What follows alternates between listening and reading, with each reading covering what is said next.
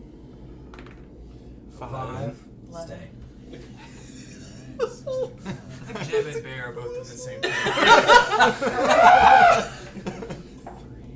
2, It's all in my soul. 4. I'll stay. 3, 2, 4. There you go. 6. Hot dog. 4. 10. 4. 14. 14.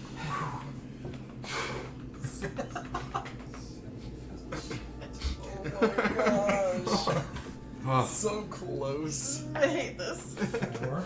I don't want it. 4. 4. 12. 12. I'll stay. 12 was solid. 12 is solid. 4. 1. You had to make that one. Yeah. Oh yeah. Gosh, this is close. You feel it?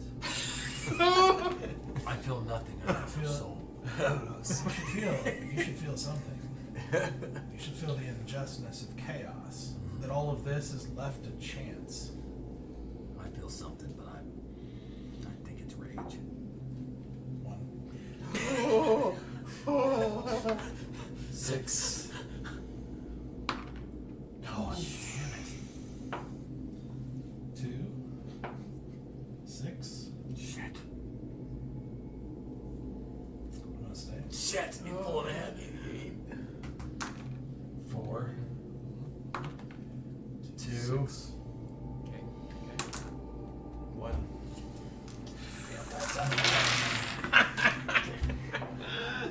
4. Oh no. 6. Uh-oh. Oh no. Doesn't need 2 points. Yep, that's it. He only needs 2 points. What do you say? Should we trust Ixie? No, shouldn't trust you. 2. Oh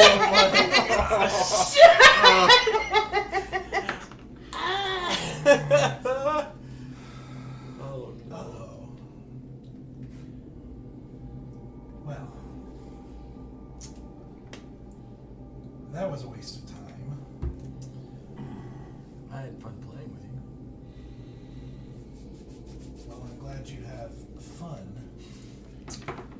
Seems to mark a certain cavalierness most of you have towards the eternal results of the universe. Very careless and reckless of you. I guess that's why you have the name. So, this waste of time, this distraction, does cost me a little. You interrupted what I was in the middle of doing. So, I'm going to have to put some extra effort in to fix what you interrupted. That's going to put me a little bit behind on my quota. And I did warn you that I'm not some lapdog that you can just summon. So, you're going to help make it up to me. Thankfully, you're a hero of the nation, so I think it'll be quite easy, really.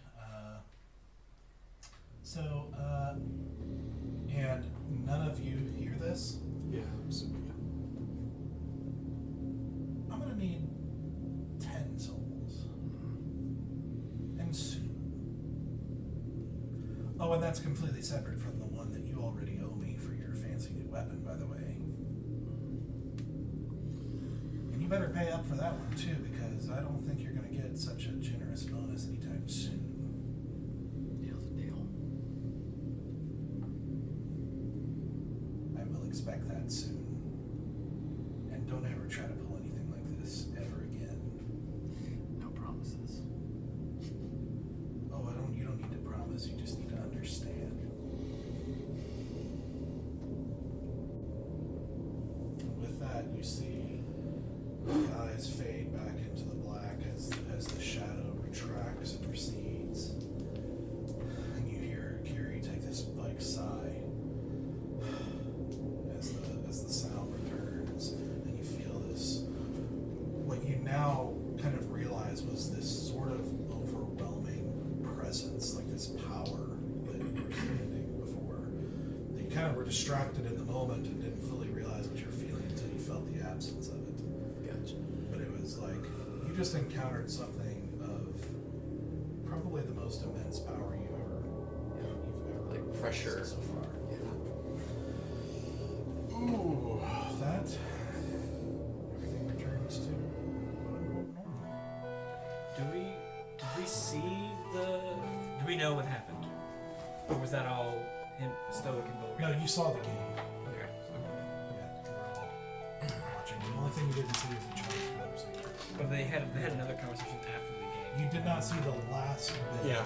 You saw that the whole little speech except for the requirement. Gotcha. So you guys don't know that I owe souls. You just know he spoke enigmatically about him helping make up for this. I will say, I thought one of you was going to say double or nothing. Double or nothing. There's no double or nothing. Oh, this is not my game. We're not weird. I just like very quietly, very like still, just walk over to the wall, and just like punch the fuck out of the wall as hard as I can, like yell out the giant term that you have probably heard me say that means fuck. Just Goliath for F. yep. I like slowly let go of my knives. Like I've been like white knuckling my knives for a while now, and I just like slowly uncoil my hands, and they're just like stiff. And I looked at Kiri. What now? Was that my only shot? That was all I could do. You did brilliantly. Thank you for all that you've done.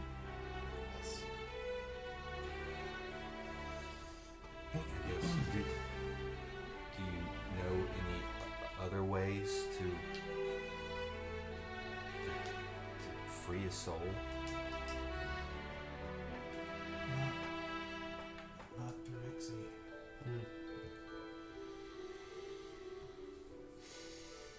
Not really. At least you gave me a chance. Yeah. Yes, you can. Yeah. Glad you guys all got to meet Bulgash. Yeah. I don't say this lightly. He sucks. That he does.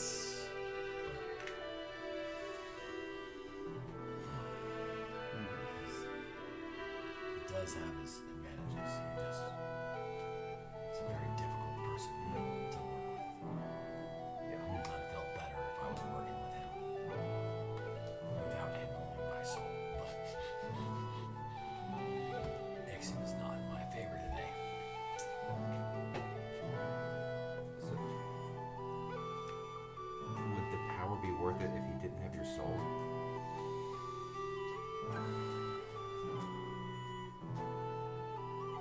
Yes.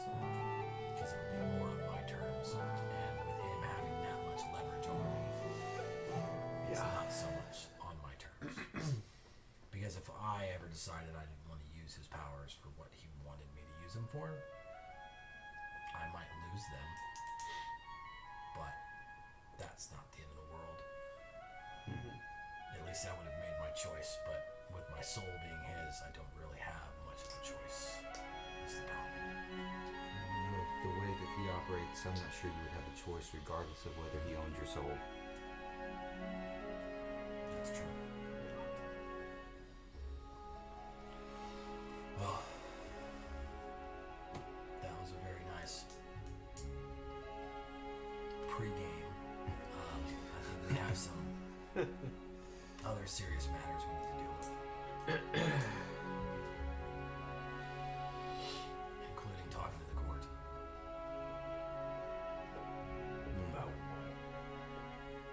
About how we're here and there's no possible way we were there when they discover what has happened at Lord Greenwood's manor or estate. And if we don't make a showing soon, there's no way that We already sent them conversation via messenger. I let them know that we were in town.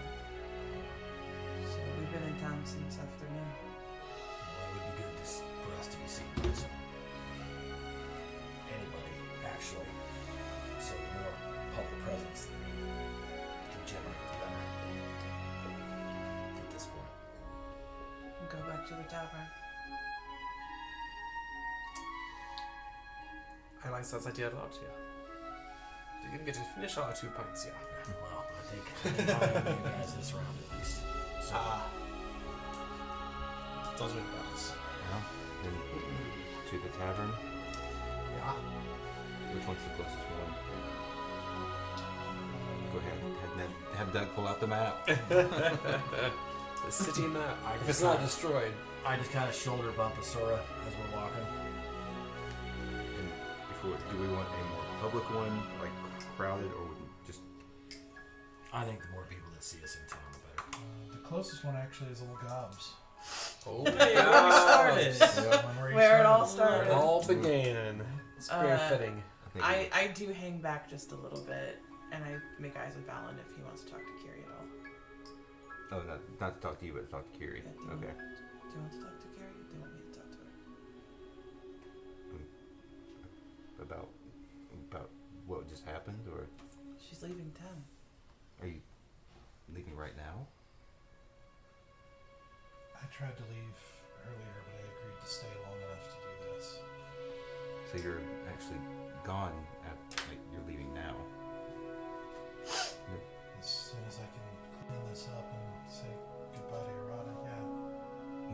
Where are you going to go? I don't know. I'm just going to let Nixie decide. Do you mind if I hang out while you figure that out? Maybe help clean up this. I'd like to learn a little bit more about what this is.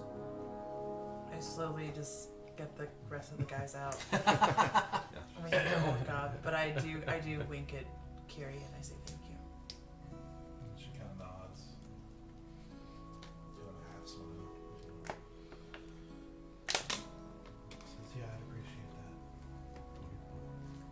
I think I hang back and help with that. So you guys head off to Old Gobs as you help her cleans up and gets the room back in a rough order. And you see her kind of exchange some words with Irada, and there's both of them crying a little bit, and because they've obviously gotten pretty attached to each other. Hard not to with those two. Yeah, but he seems to understand. They've obviously talked about everything a lot. That she gets her packed together and everything like that, and she takes out some dice that she always keeps on her. She How I rolls make at the decisions. counter of Everwind shop, which is now closed by now. She goes, okay, southeast it is.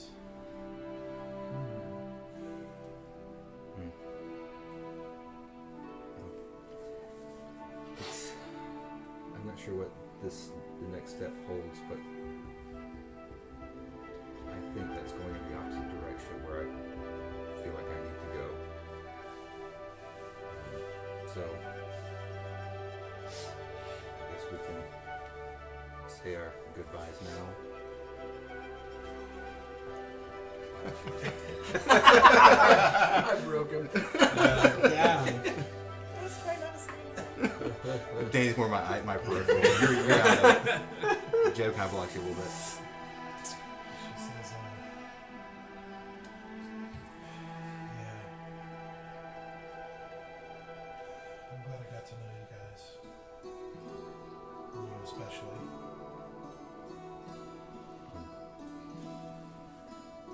Glad that Ixie brought us to you in that temple all those months ago. Yeah. She knows what she's doing. Seems that way. And I hope. I don't know. I hope I can earn. I hope I can earn. I can become who I'm supposed to be and earn the right to stand next to you guys someday.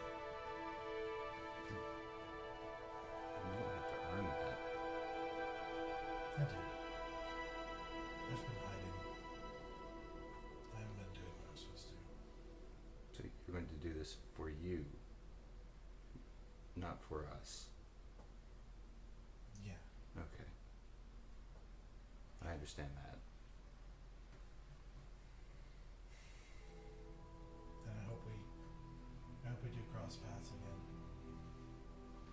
I do too. Hopefully sooner rather than later.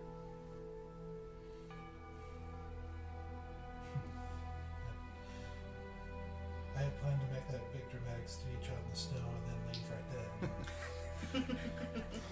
We have a way of kind of messing up plans. That's kind of our whole MO. Yeah, kind of awkward. That defines us really well, actually. Yeah. But lovable awkward. Very.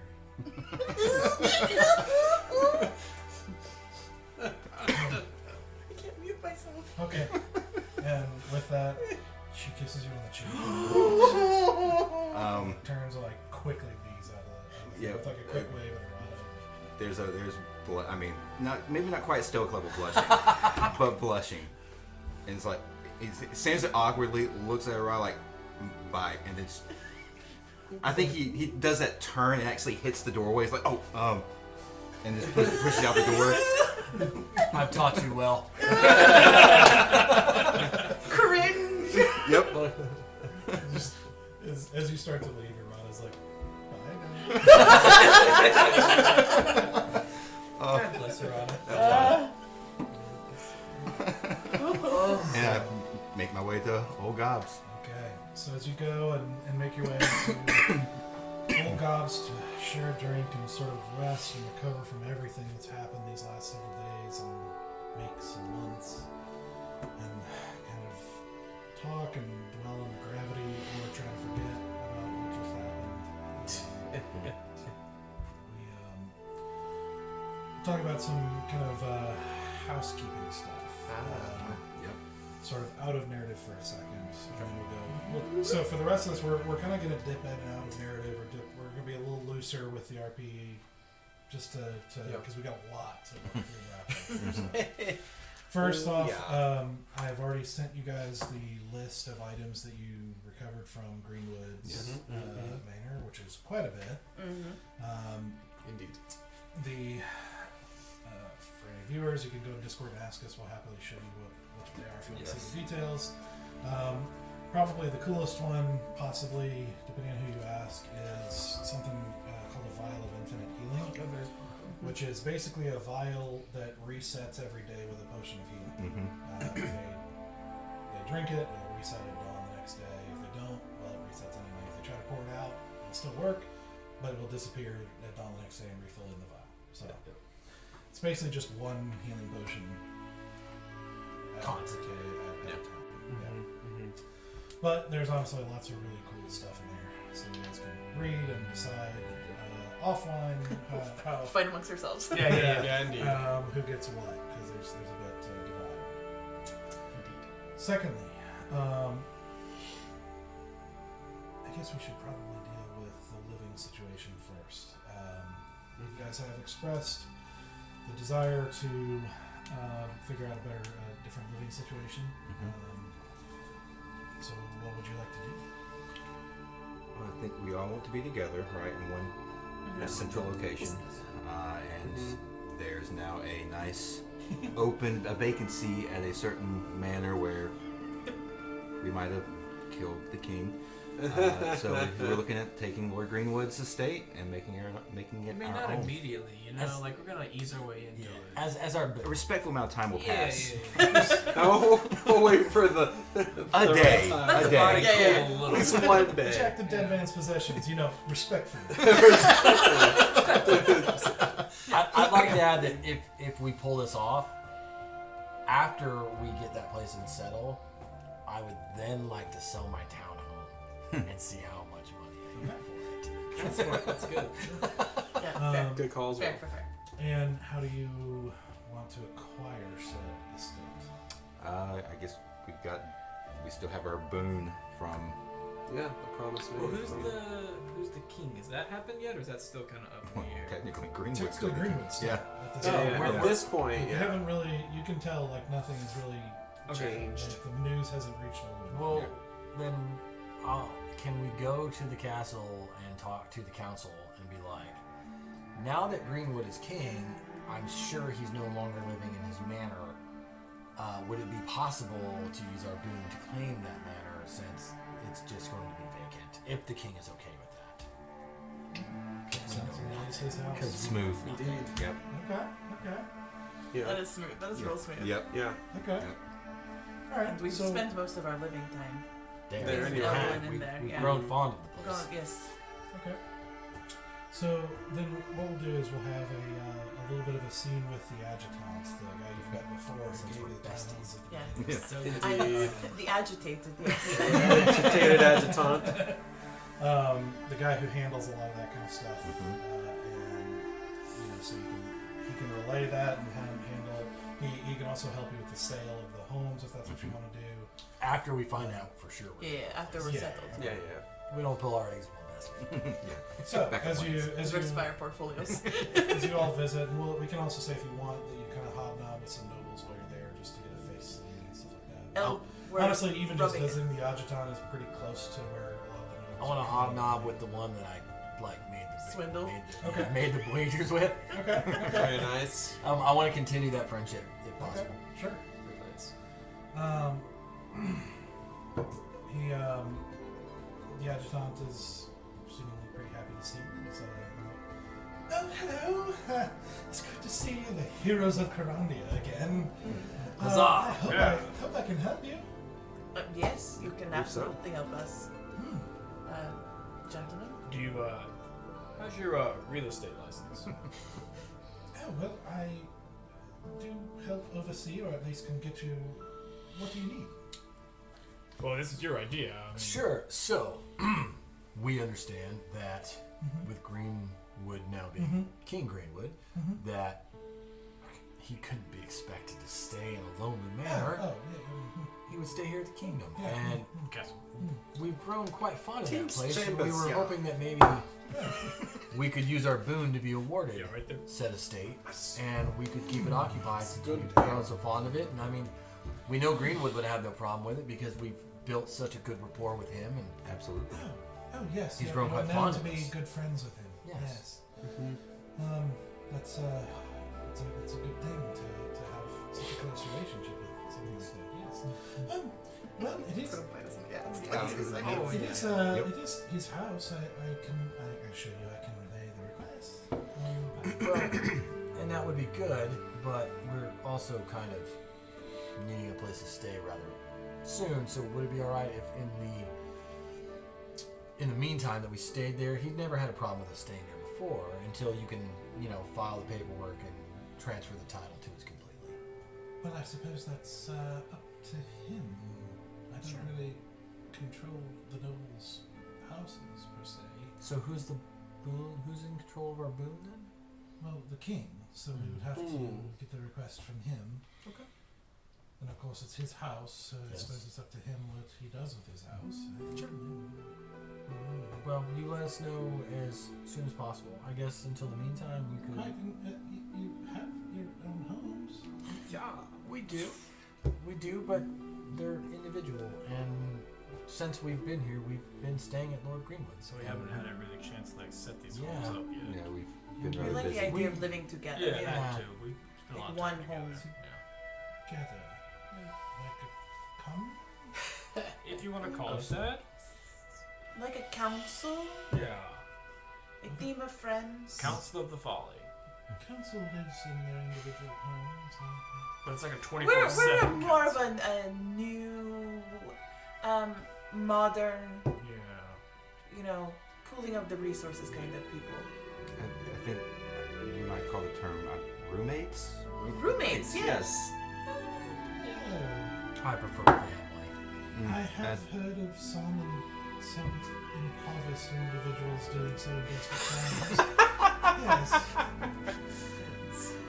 I suppose that's heard of in certain circles. Well, listen, if we are defenders of the realm, then it is best to be of the realm, and what better way to stay to the, the humbleness of the people, to live in a similar style, obviously, with access, of course, to the nuances of being defenders. It's a little unorthodox, but a way in which we can merge the old and the new together, Well, it is certainly good to have a home here. This is why all the nobles maintain estates here. Exactly. While also having land in their own home province.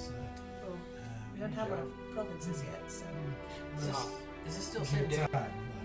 Is this the same day as Bulgash Nora? Oh yeah. Well, we'll say next morning. Okay. Oh, okay. Because that was pretty late. Yeah, that's Oh, why. that's why I'm drinking. Yeah. That's why I still got a cup of ale. You're day I drunk. still kept on drinking throughout the night. We'll just say it's the next morning. Yeah. It's the next morning. Okay. So has Lord Greenwood returned? Well, no, I don't know. I haven't checked yet. So, with him not here, who would be the next person that we would talk to, since we're unable to talk to Greenwood about this with his absence? Well, I suppose one of his own lieutenants, or for the staying at his house? Yeah. His head servant, perhaps?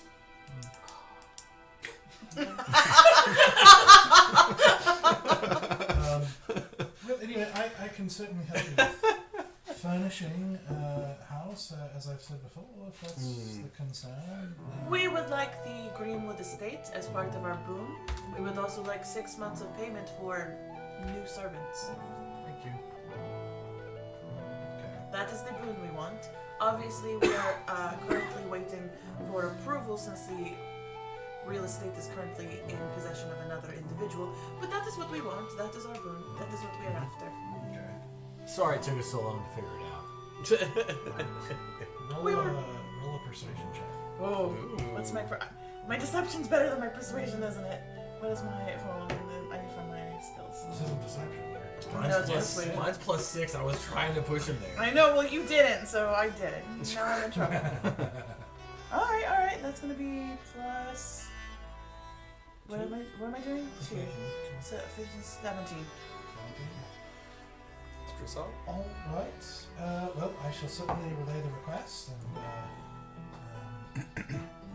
we shall see. Does that mean you'll be wanting to sell the homes? If that comes Perhaps to we need to discuss kind of what it means for us moving We forward. may save them as investment properties. Like a museum. Might turn into rentals. I can, if you wish, in anticipation of the boon being granted, or coming up with other living situations communally, so to speak.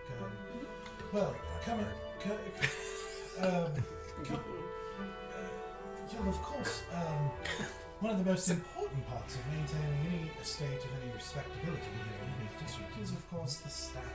And you'll definitely be wanting a very good head servant. Yes. To help you manage. Are you applying? I mean, you would be an exceptional head staff. You would. You're very good at what you do. Keep things Well, organized. I like what I do currently, and Absolutely. You're killing it, dude. Perhaps in bad taste, was a bit higher station. Understandable. Yeah, No, we're just Yeah. defenders. I get it. Yes, so it's quite important to the kingdom what I do. Yes, Oh, yeah. absolutely. No, That's what. yeah, that yeah. is why we were like, if we can poach you, that'd be great, because you're very good at what you do. You shouldn't have quit your day job yet. No. Well, let me see. I do keep a list of head servants that are like good head servants that are available. Although to warn you, it has been a little bit harder to find lately. And he kind of shuffles some papers around and gets to a paper, and you can see 2 names written on it, and he's like, "Oh, well,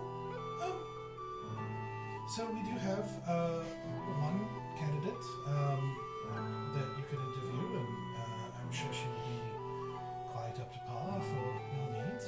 There's 2 names on there, so why is there only one candidate? Well,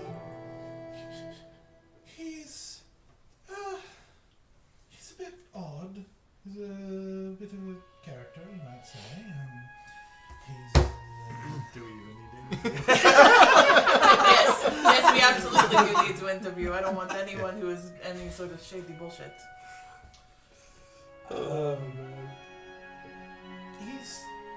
He's also not from here. He's from Garen. Where is Garen again? Lyrindale. Lyrindale. Yes, that's quite way off. Yes. It's quite far, and we haven't been able to get completely straight story as to why he's here. What is his name? Goldrian Shaydagger. It's a good name. Because it's strong. We would like to speak with both of them. Do proper interviews. I understand your reservations and hesitations, and I appreciate the fact that you care so deeply for our safety and well-being. Yes, we will interview both. All right.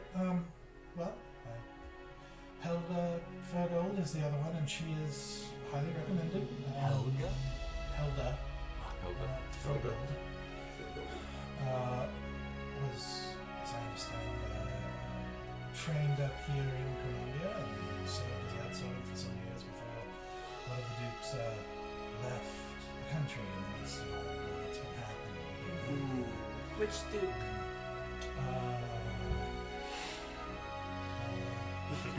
Duke Psychus. Psychus. That is an unfortunate name. Fergold, I guess. Anyway. If you say so. But yes, if you want to stick around, I can fetch them. Helga's, I believe, always nearby, and pretty sure I know where he is.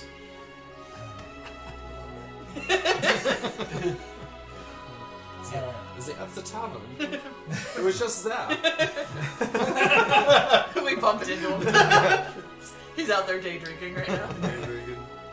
So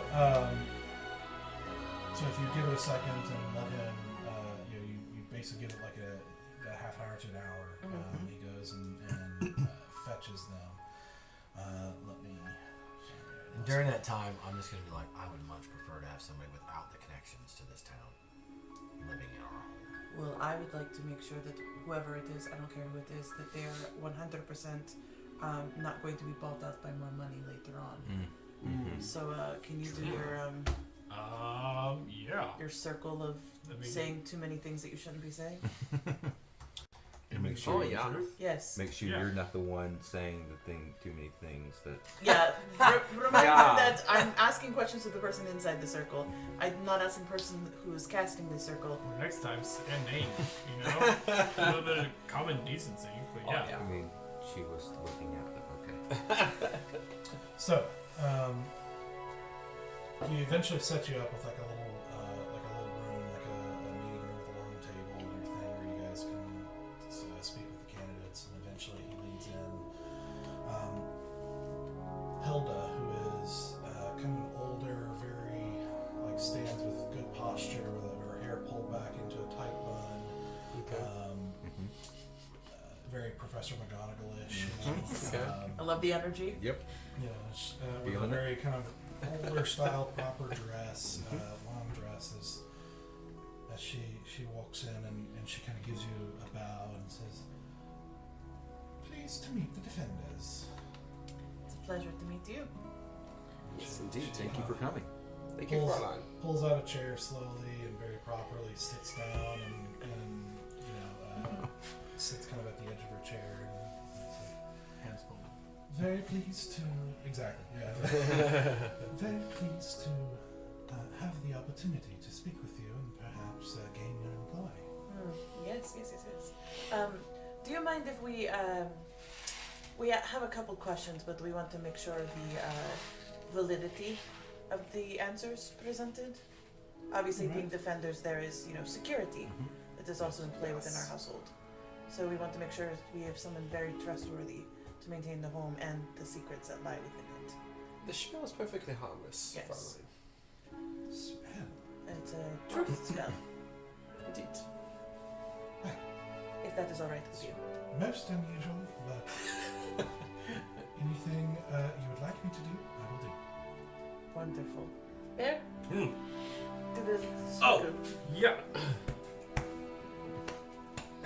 And I realize, I don't say this out loud, but at the moment I realize I didn't prepare Zone of Truth.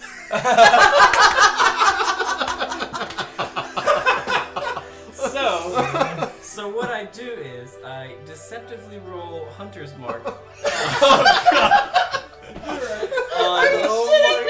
On what's her face? Helda. Are you deceiving us as well? Yep. Oh my god. So that's perception checks from Insight. insight.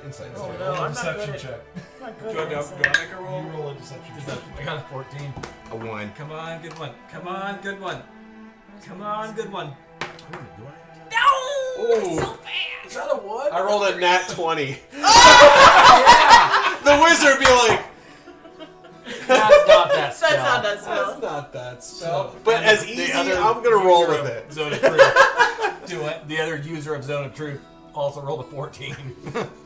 Yeah. So you, of course, would recognize Yeah. the spell. Yes. You have seen it enough to at least recognize The hand it. motions Yeah. and stuff. I'm like, I'm And- mimicking as best I can a circle, but at the same time I'm doing the real spell over here. Yeah.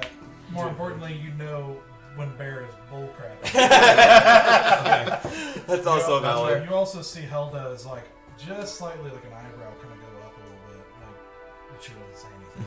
We just turn back to Asura. Alright, it's all set. I rolled a 13 for my insight check. Shit. It's all set. When, yeah, it's So he's you good. also no. Thank you, Bear. You for your very specific spell Glad I could help. that we all know what it looks like. Again, you're all set. I don't Yeah, know. thank you, Bear. You're I welcome. I Yeah. have nothing to hide. Insight check. Sure. That's not great, Bob. That is a 9. Seems fine. Not entirely sure that's true. Yeah. Your previous employment was with a unfortunate sounding man's name, Duke. The gentleman Duke Sigus. Sygus. I was trying to think of like a Cypress, and then this with Or like ficus. yeah, ficus. Oh, Yes. the ficus. Yes. I imagine in his dukedom there was probably a variety of difficult private conversations between important peoples inside the home. Of course. Yes. I imagine you perhaps overheard some of that just from the nature of having to enter and leave rooms. I mean, How- as necessary. Yes. How much did that information generally go for in other circles when you're being paid by other people? Do you mean to ask if I had sold any information? Correct. Never. I run a very tight ship. This is my household does not break rules. They do not show up late, they do not do what they're not supposed to do, and of course I must set the utmost example of that. Does anyone else want to help me with an insight check right now? Because I'm not so good at it. So, what were some of those conversations about? Well, I'm afraid I can't say. He is still the Duke after all. But we would be your employers, so potential employers. So wouldn't that put us I would as maintain priority? my obligations to you, and I would also maintain my obligations to him in retrospect. And what if your obligation is to tell us? Well, then I'm afraid I could not violate that rule. Conflict of interest. If you wish to fix it that way, I apologize. So you're telling us you won't tell us. Is that what you're saying? I am very capable of keeping any secret that I need to keep. I start to slide out my dagger. Okay? You sure you don't want to tell us? And I move in very aggressive and very threatening. Oh God. Roll an intimidation check.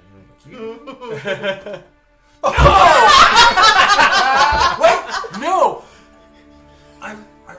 No, I'm not this character. I thought I re-rolled ones. No. But that's on attack rolls. Yeah, not checks. Oh, I'm gonna no. use my luck. I've got luck. I'm re-rolling this bitch. No, I can add a 10. That's what it is. I have Yeah, luck. the luck feat? No, No, it's it's, a special feature of It's mine. a dark luck. Does Yeah, it matter? It's not a re-roll. It's on any time I want for anything. I can roll a d10 and add it.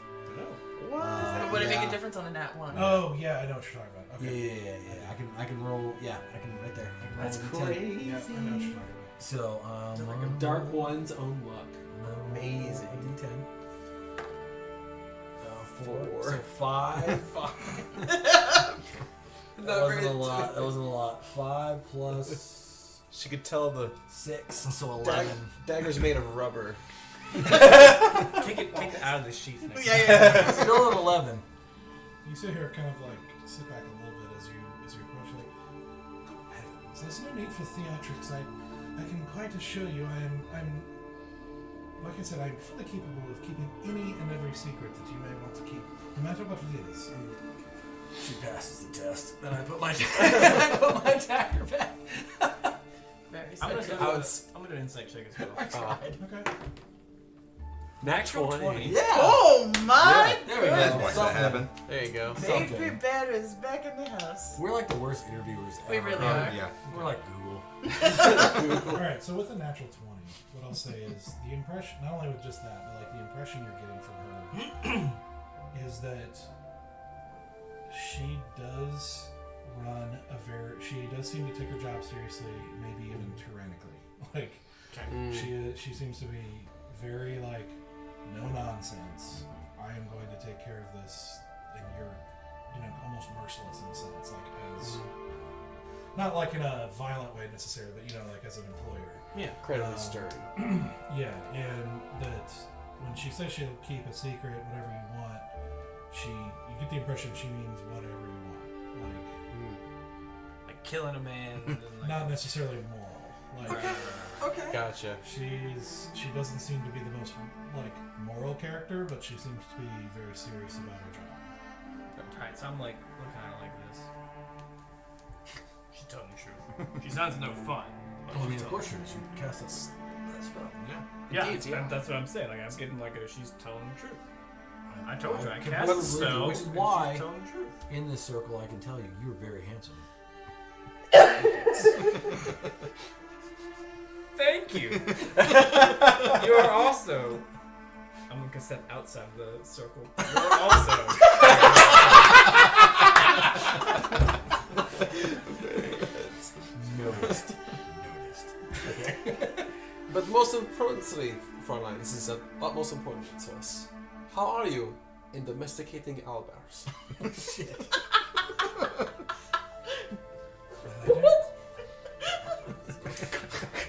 Is this like the unicorn in Witcher? I confess that I do not have any personal experience dealing with exotic pets or animals or maintaining a menagerie, but there are nobles who do engage in such endeavors, and I'm sure I can make contact and make sure that I can take care of whatever's needed. Simply a matter of learning. Just no experience then. I make a habit of recruiting the correct talent to handle whatever task you may want. Are you planning on getting owlbears and pets? Don't lie about it. Thank you, Fräulein. That's all I need. Next! Fold my Well, arms. thank you so much for coming in. We appreciate your honesty and candor.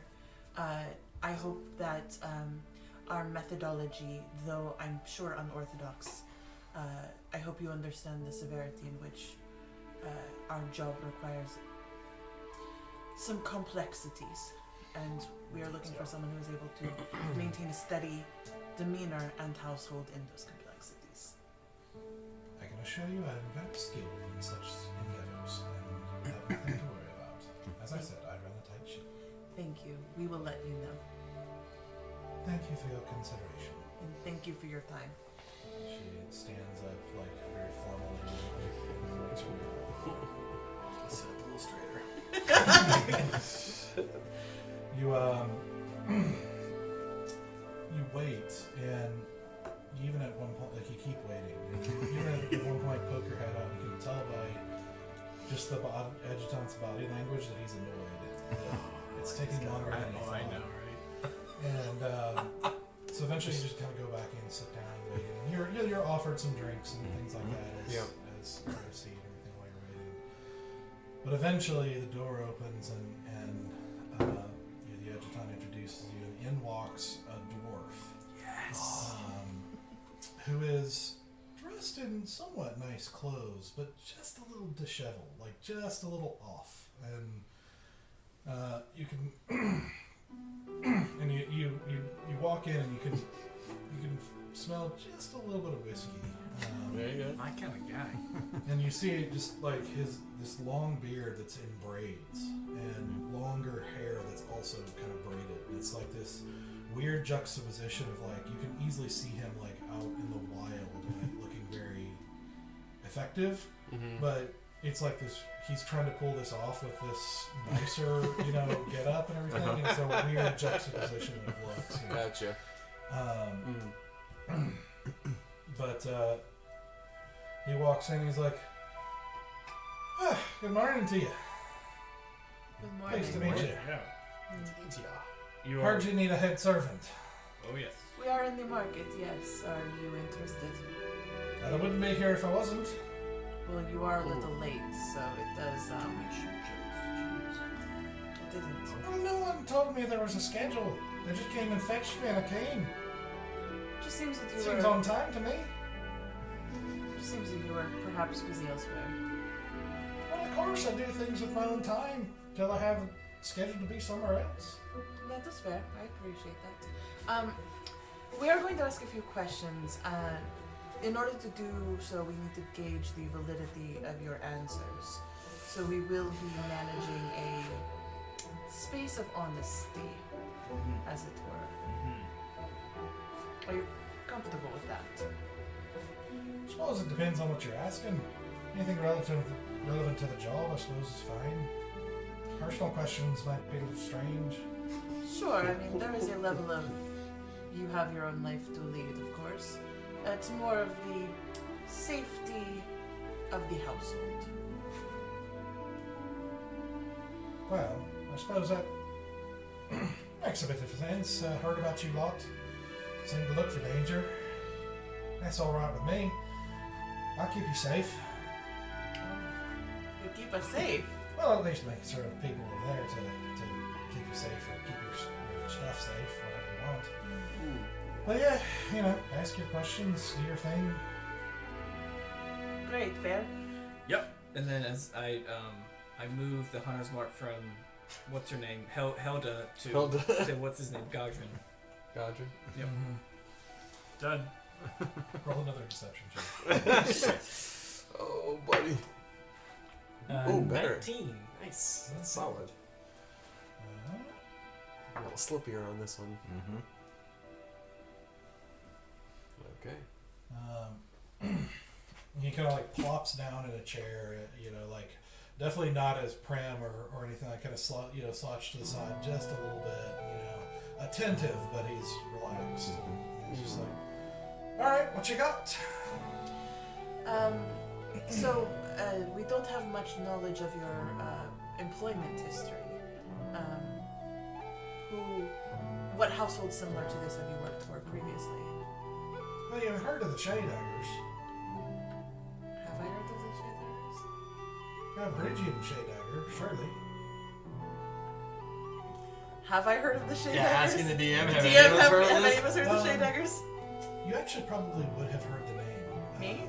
Yeah, she's the leader of Garen, the province in Lyrandal. Oh, like the head of the region. Yeah, she's like the leader of the province. Yes, the leader of Garen. Yeah, she's my cousin. Once or twice removed. Just once. Anything more doesn't count. That's why I was asking. Yeah. Wanted to see what your boldness of statement Just was. say I wouldn't marry her. Put it that way. One would hope not. So, what sort of skills do you have? What sort of skills you need? Anything you don't have, I'll get you. Can you cook? No. But I'll get you a chef that'll cook you something up mean. I know what good food tastes like. What other? No other qualifications. Well, I got an axe and I know my way around it, but I'm not a soldier, if you know what I mean. I like this guy so much. Come on. All right, hold on. Listen, You said you can defend us in our home, right? yeah, or at least make sure you got people who will. Oh God! All right. Stranger things. Copper on Gotron. Dude, my strength Okay. is terrible. 0. Why not? I'll Okay. take a copper on Stoic. All right. Why not? 0. All right. All right. Let's Strength do, contest, right? Yeah, I think that's an arm wrestle strength. Yeah. Let's actually do. Okay, roll once. Okay. Ooh! What'd you roll? 19. 19 solid. All right. So you guys start, and you can see like muscles like bulging of this like stocky but obviously powerful dwarf. But you see the hands start to go in your favor. Roll again. Hey. Come on. 13.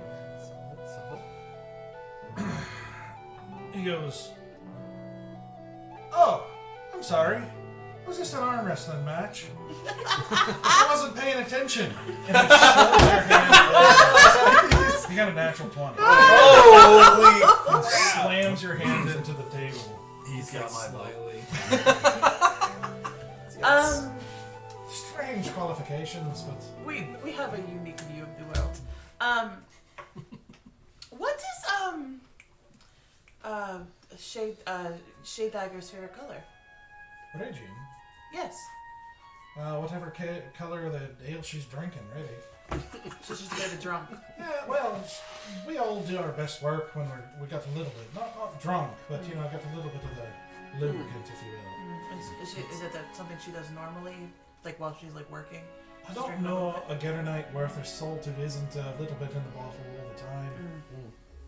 What is like the craziest thing that you ever saw her do? Her?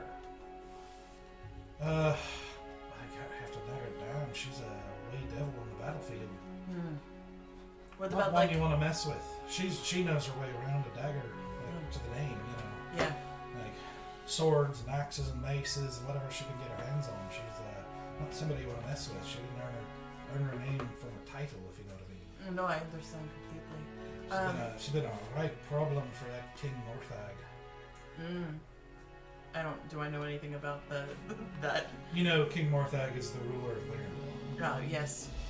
Well, Yeah. Larendil has it coming, I guess. Right pain in his rear side, and we're right proud of it, if you know what I mean. Listen, everyone loves to be a thorn somewhere. Do you make a habit of gossiping about things? I ain't interested in gossiping whatsoever. Gotcha. So you wouldn't just idly gossip about things you heard? Oh, you're talking about keeping your secrets. Oh, yeah. I'm sure lots of you, the people involved in stuff like you, got all kinds of them. I'm not concerned about it. It's not my job to spread secrets. It's my job to keep them. What if there's a better bounty for the answers? I don't really care about that. What do you care about?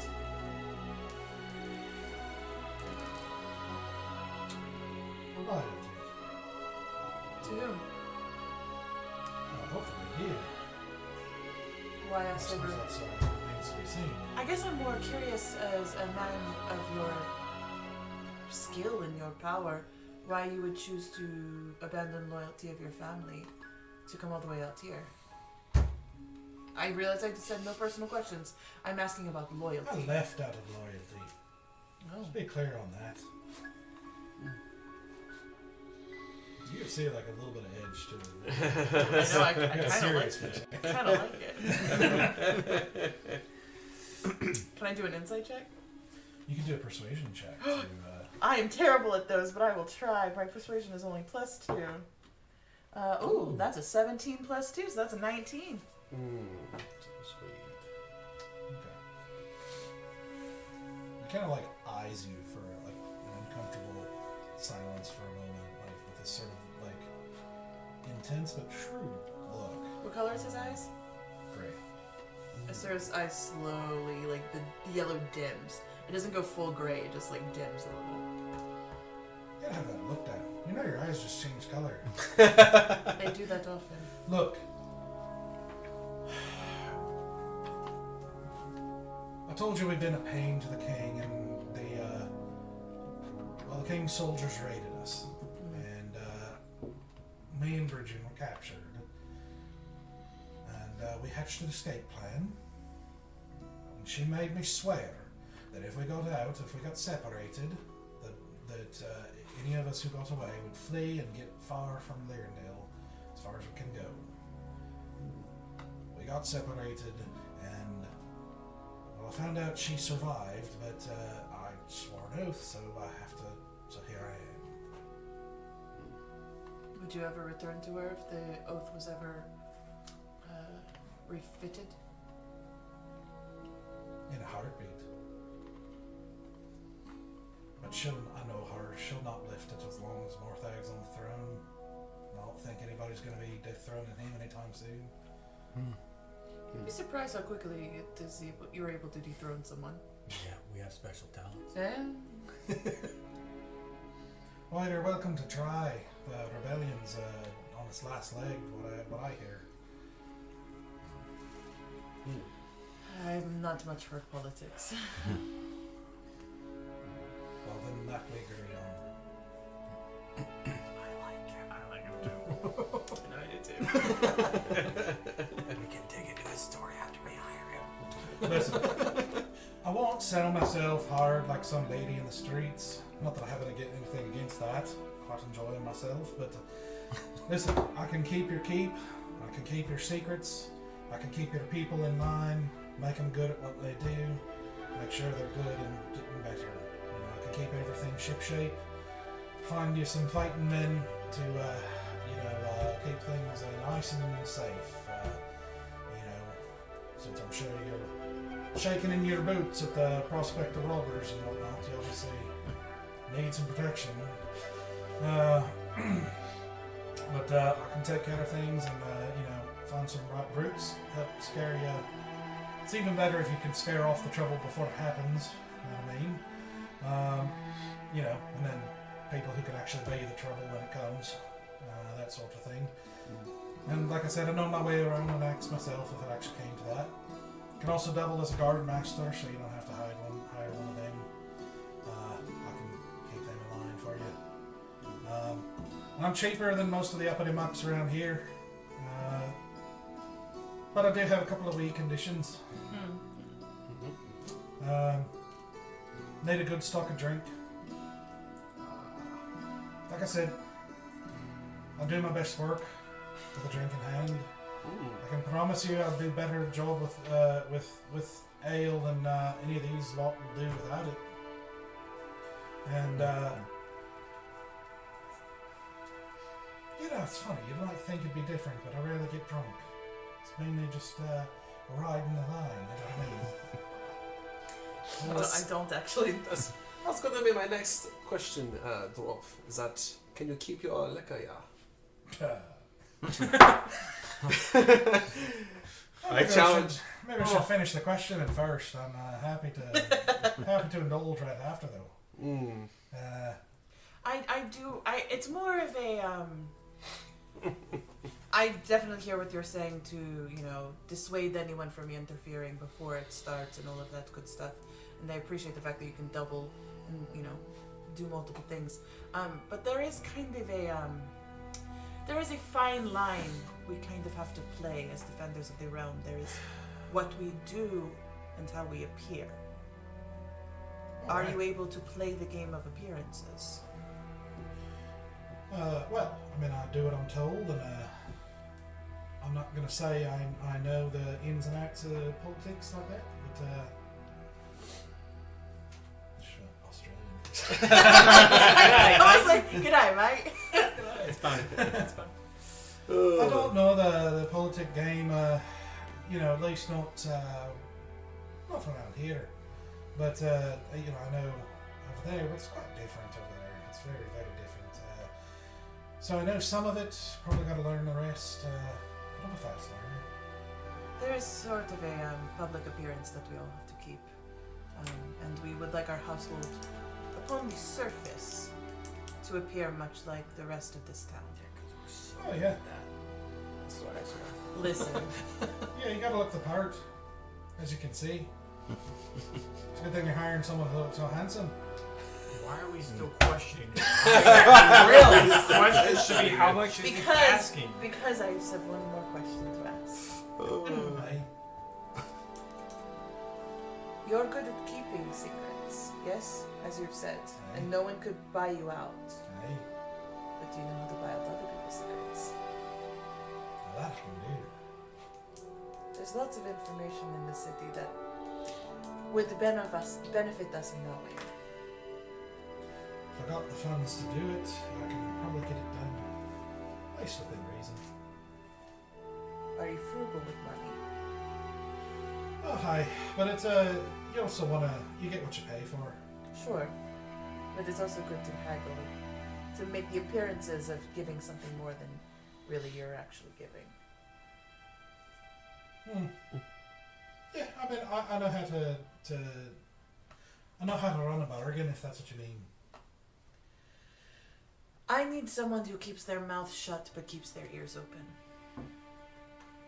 Well, I mean, I'm going to be spending most of the time in the house, I know. but I'll keep my eyes open for sure. Like I said, I'm good at getting things. And I need to make sure that the people that you surround us with are equally good at keeping their mouth shut and their ears open. Oh, you don't have to worry about that. I'll find good people for you. And I like tea.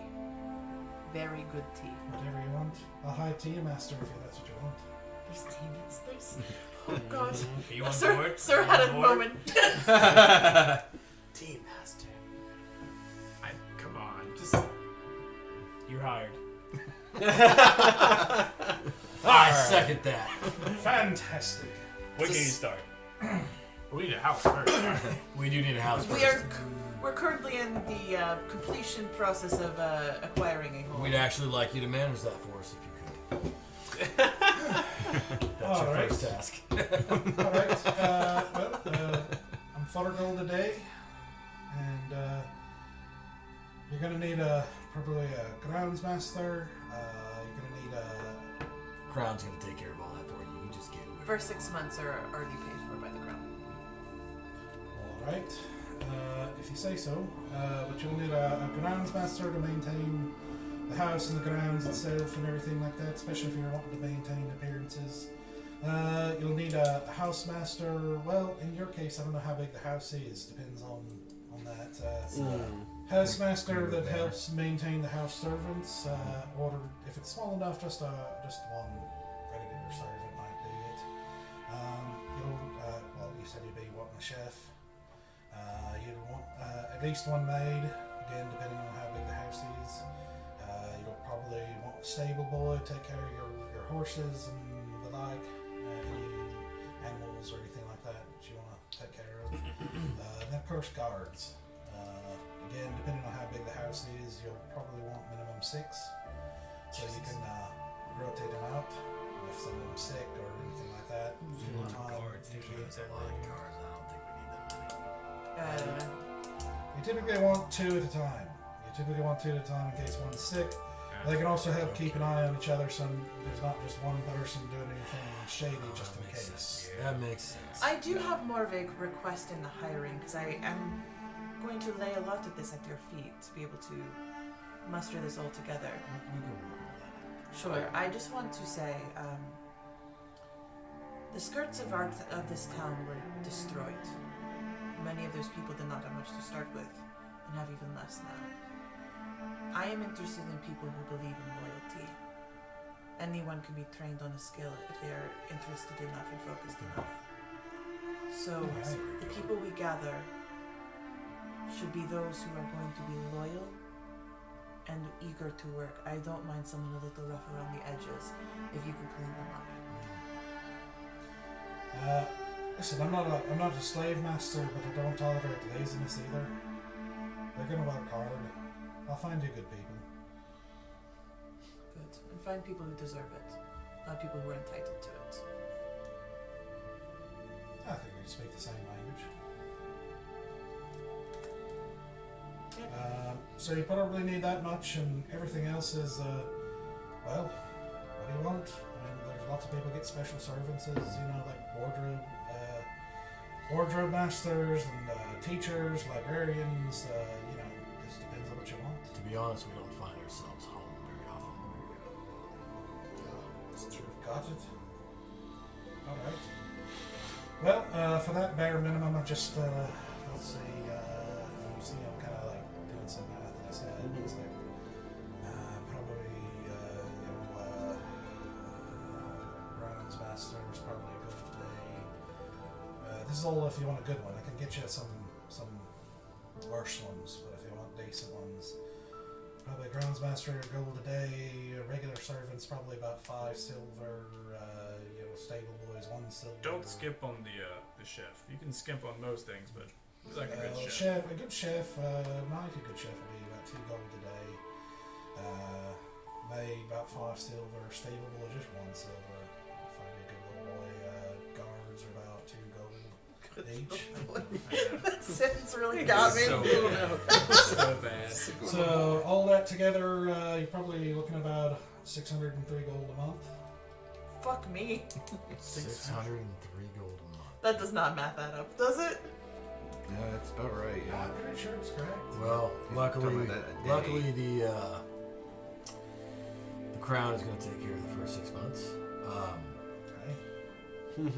So since you're handling our business and our home, and I hand him 100 gold, and I go, but they're not covering the liquor. So here's the ale for the first 6 months, and I hand him 100 gold. Oh, now we're talking. I think we're gonna like each other. I agree. Can I put in a request while you're, shopping for liquor? Well, apparently, I'm working for you now, so of course.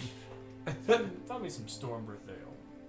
Oh, hi. Good stuff. Mm, Yeah. I can do that.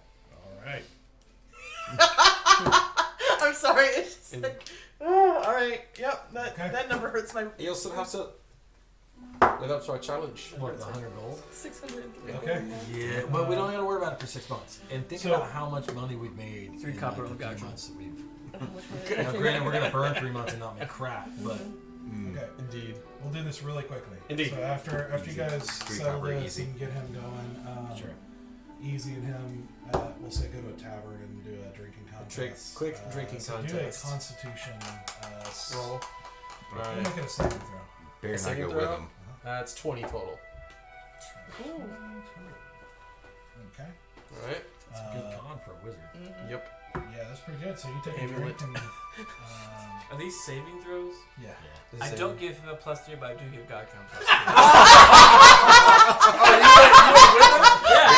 We got side bet going on. Okay. Right now. Oh my Well, goodness. hi, I'm Alright. feeling good. Feeling good with this one. Oh, Roll yes, I again. feel just fine. 12. Oh no. That's a Keep going. a 12. I know, for real. I'm a half elf. Elves don't like dwarves too much. Alright. Yeah, half elf looking half effective there.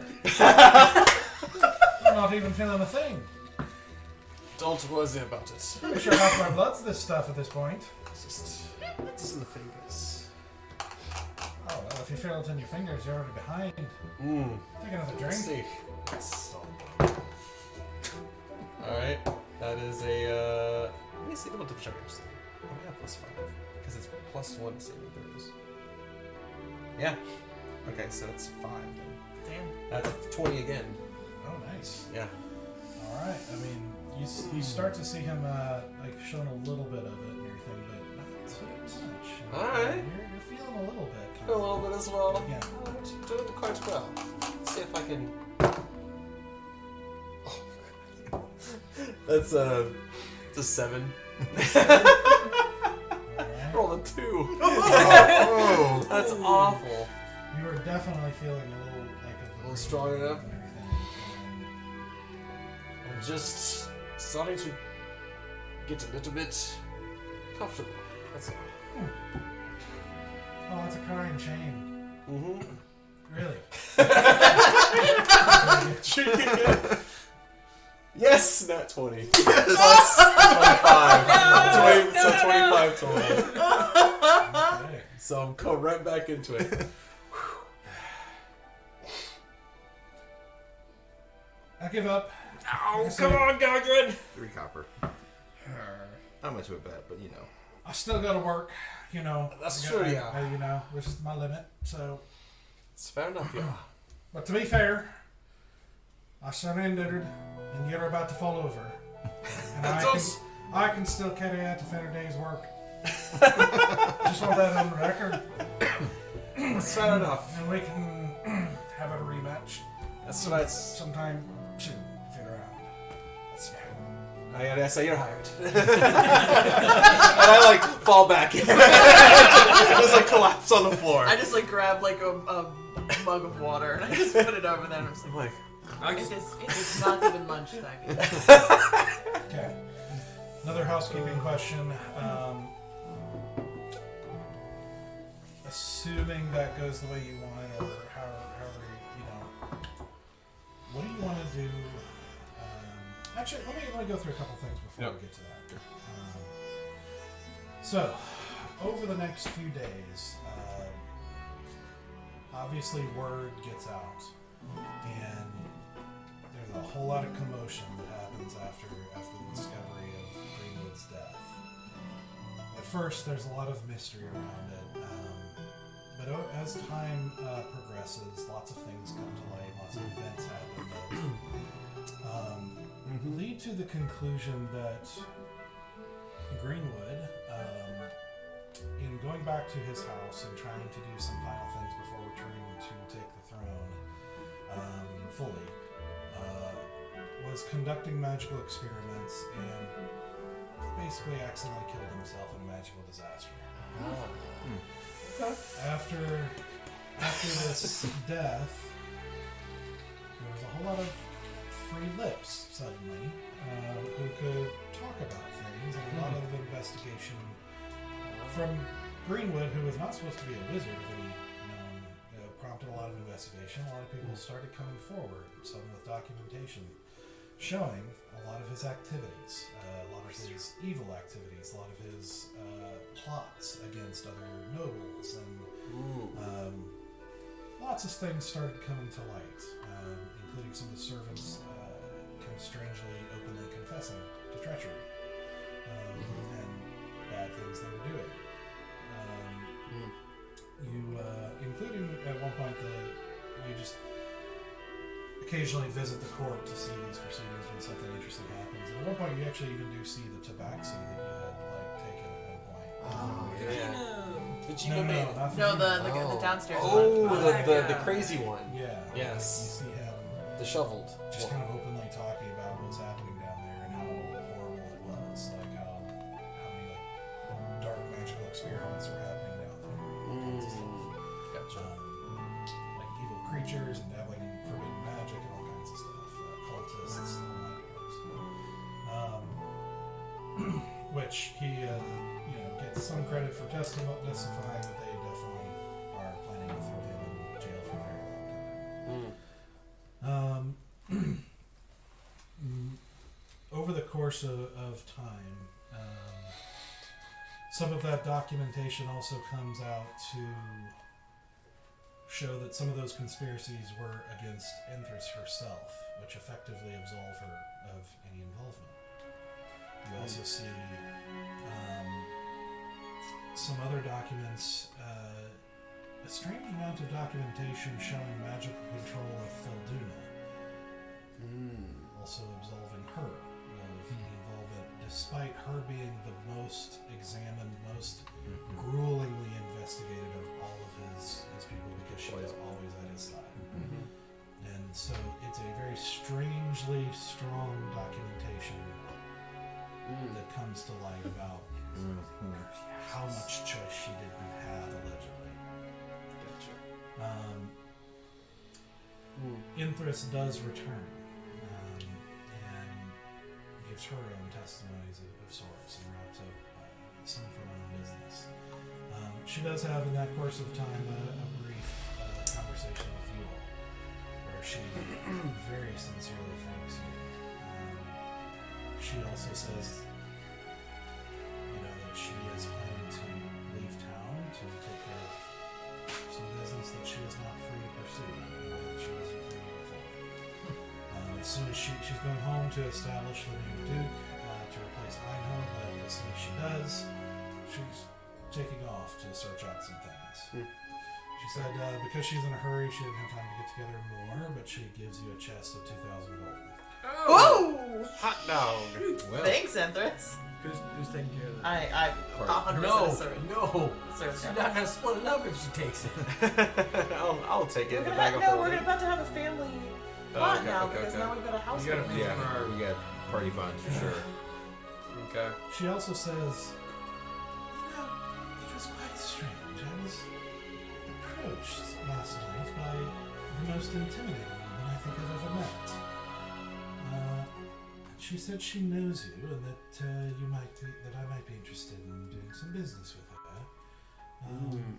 Did she wear a hat? Yes. With the most steel eyes I've ever seen. Yes. Indeed, yeah. She wears hats? Yes. I know, I didn't know she wore hats. She always wears a hat. Yeah, she always wears a hat. I guess. What do you think? Is this someone I should be talking to?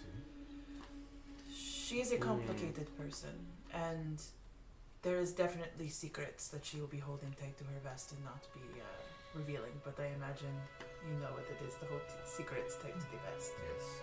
Well, and sometimes it's a fun game to uncover them. But she is a powerful person, and I trust her. Well, I suppose that's all I need to know.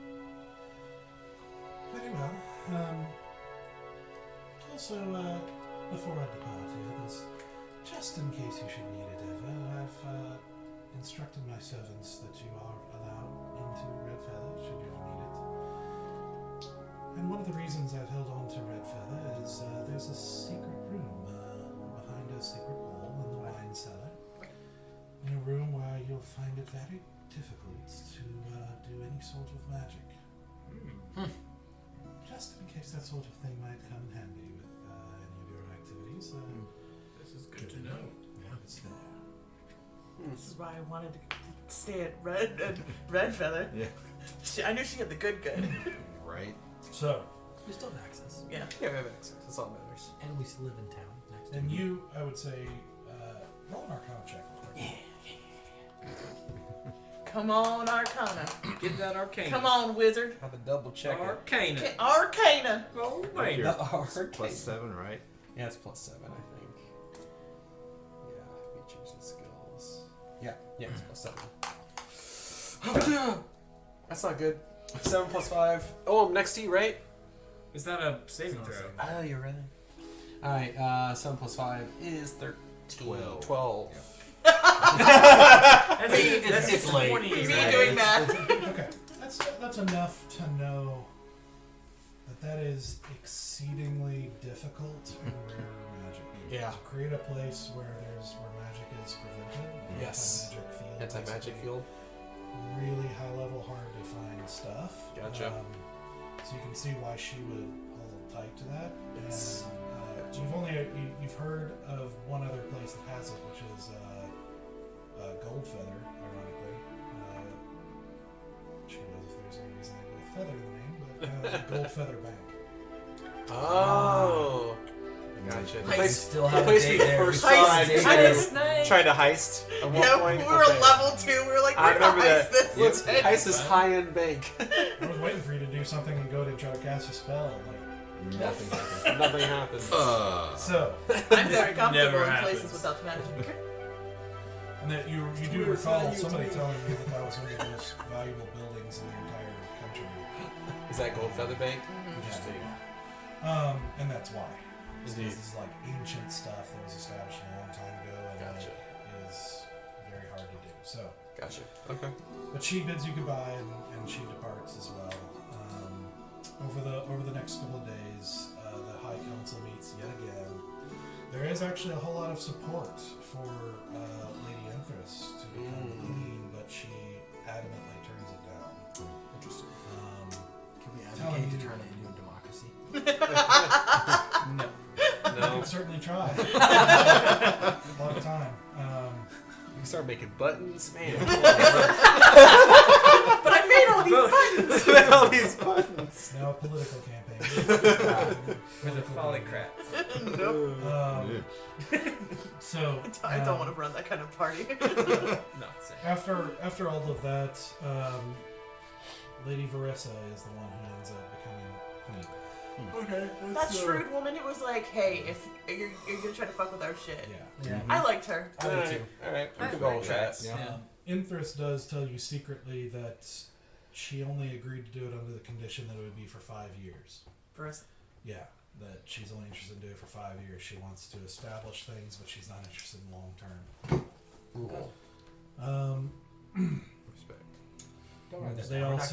She also tells you that it's probably a good thing because Varys has a strong hand and they do anticipate war. With everything that's been happening in 2 turns of the throne now, countries like Shigareth and some of the others might view this as a vulnerability. And Shigareth and Crondi have always been at war at different times and over a long time. Definitely, Asura just like anytime she hears about Shigareth, she's just like tension in the body. And it's also going to be a hard winter with food shortages and she says kind of apologetically, like frankly, the amount of death that Carandia's face is going to help with that a little bit. Sad but true. But it's going to be a very hard winter for the people of Carandia. So then she departs and sets off to Valgard, and so she'll probably head north after that. Who, Inthrus? So she has some interest in Bloodpool in particular. Another consequence, another thing that you discover that comes to light over the next couple of days is the effects of the Sacred Faces activities during the battle. Which one are they? They're the ones that I made the deal with that I wouldn't say shit. They were basically had 24 hours to do as they pleased. Oh, we turned them against the other guys. Yeah, but then I just kind of was like, I made a private deal with them that I wouldn't give any power to the Smiling Men. Smiling Men. Because the Smiling Men wanted power in politics. Yeah, we don't like that. Yep. The Leaf District is hit pretty hard, actually crippling some nobles and causing political turmoil that Inthrus speculates is going to ripple for years. Some houses will fall, going bankrupt. Some nobles will lose face and position as others prey on their weakness. Some will flee or die as debts and obligations to the Smiling Man and other parties come to light. All right. There we go. That they can no longer meet as that stuff comes to the surface.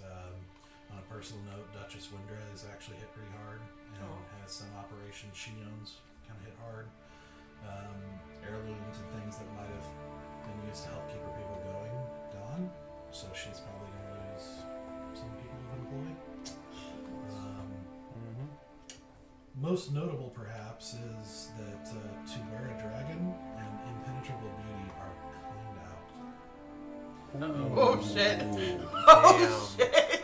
To Wear a Dragon is found to have 3 bodies of thieves from apparent magical traps after a number of others disarmed. Basically fall into these powerful protective spells. But it seems like much of it was disarmed, but and it seems like this is something that's been planned for quite a while, and this was just their opportunity. Wow. So both of those shops are basically shut down for quite a while. They've also, key suppliers and traders are hesitant to come anywhere near from everything that's been happening. So it's going to take time to rebuild some of this and start reestablishing some of these things. If I have enough gold to spend there. No, we don't. We owe people money now. That's true, we do. But it's effectively shut down for the time. One other little random thing is at some point during everything's happenings, Stoic, you get a short note that smells of cinnamon, and it just says, when you negotiate, you must know your opponent. We cannot help you, and you cannot help yourself unless you know what he wants. And that's it. Okay. Now, lastly, with a 17, the boon is granted, and after everything settles, takes a little bit to kind of.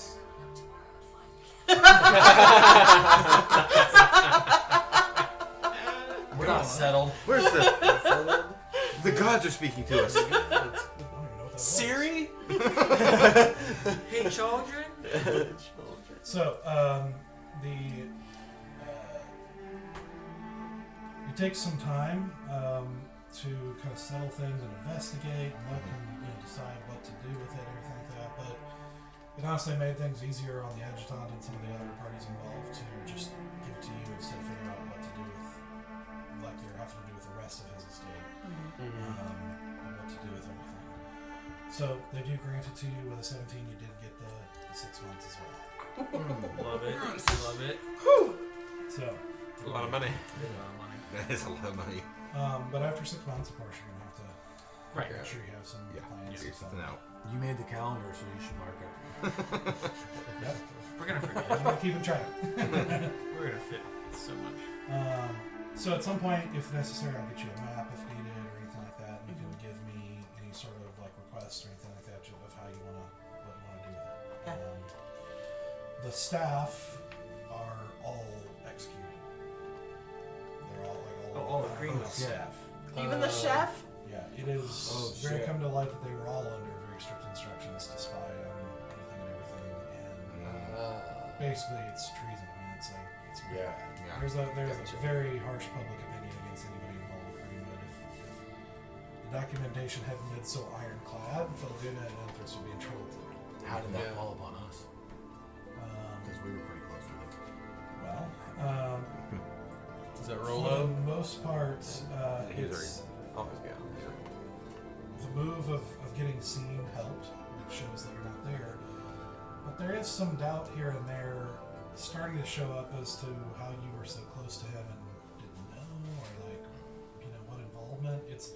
But so much of it basically just doesn't make sense. I think there's more confusion than true doubt, because it's like, well, they did obviously fight the skeleton army. Why would they do that if they're working for Greenwood or know what Greenwood is? But at the same time, how could they be so interactive with him and not? And it's like more debate and doubt than or confusion than anything. It's like the pieces don't make sense cleanly. So to some degree, it depends on who you ask. But there's definitely not. There's still enough good public opinion that helps buffet a lot of any of negative stuff. Does that make sense? Right. Makes sense. So, one housekeeping note. What do you want to do with Fagino? I want to hear him out. What's he got? I mean, he was, if you remember, you had given him to Greenwood. Yeah. Because you knew he was basically best with somebody rich. Like, he was best with somebody who's rich enough to facilitate his craft. And trustworthy enough with something so powerful. You had asked Andressa and Trill to get him before they left, which they did. But basically, it's like, what does he do now? He's out of he doesn't have a home, he has nothing. So what do you want to do with him? Is Enthris still in town when Fugino gets back? Yes. I want to have a conversation with Enthris Okay. about if If she can accommodate him. she can, or if she knows someone trustworthy enough and financially solvent enough, because we can't financially support what he needs to do. Plus, he still owes us something, and I want it. Okay. And Hadressa does say it's possible that he could go to basically live with Endurial, but he would never be able to come back. He's not an Eldrin, he'd be kept there, and it's probably... That seems more like imprisonment than... and maybe he would not be as useful, because if he starts creating stuff there, it wouldn't be useful here. So it's more useful to the cause to keep him here. And Enthris, would she have any ability to either support him or put us in good financial So state? you do tell her what it is and what the fixes is and like Well, I can't talk about Endurial stuff. Because I mean, the tomes of Levixus, like describe. Oh, Well, he actually that's does up to explain boys what- that Sure, I think. Yeah. boys do. I mean, I asked actually. We trust you I this far. I mean, I wouldn't say like everything, but I'd say like he can create tomes for us. And yeah, I try not to get too detailed because obviously I don't even understand the magic, but I do try to explain that like where he was in Greenwood's possession. We thought obviously before we understood financially he needs to be supported at great benefit, but also great cost. Like he costs a lot of money and kept secret. and kept very secret. There can't be whispers of him. And he owes you a tome, which is going to take time to make. But Right. he owes you a tome and is working on it. But anything else is going to be like it's going to cost. Like it's, as you remember, it's 10,000. Yeah, that's why I'm like we need to put him in financial security Okay. somewhere. So if you explain it, Indris is very interested. clearly, Yeah. Right. This is, well, that's like her MO, but like it's also very rare, very powerful stuff. Yes. She's no dummy. Yeah. Indeed. Would he stay in Red Feather Manor? I think she would probably do something else with him. Mm. She'd probably hide him somewhere because Red Feather is pretty central and public and there's a lot of Makes alcohol sense. Yeah. houses, so I just True. remind her that he does still owe us, so you can't hide him so well that of course. we have no way to access. Of course. Indeed. Okay, so with that in mind, what else we got here? So we'll do one last thing, but so as you guys are basically kind of getting settled in, getting the house set up, and you're gonna have about 3 months before you receive word from Endurial and like from the Eldowyn. Of the next thing worthy of your attention. So, Some missions. but the last thing is basically as you kind of get settled in and you're in Elder Gates and having dinner, and we'll deal with a lot of the other details, but as you sit down for dinner at Elder Gate, there's a moment, and you almost, as you're eating and talking and doing your thing, there's a moment where you feel just almost like a slight breeze on your cheeks, and you all look over to the doorway, and you see a woman in a long dress with a veil over her face, and the same woman you saw in Greenwood's manor. Oh Lord. The wind one. You blink, and suddenly you're all standing in a realm of just what looks like white. Just blank white. With her standing in like a normal kind of elven features with her almost floor-length long hair and a very simple white dress with this blank look on her face.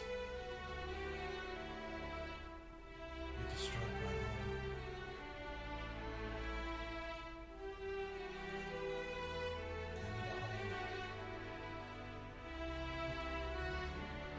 Do you want to live with us? what? Can we talk about this? Yeah. What the game's like? I need a home.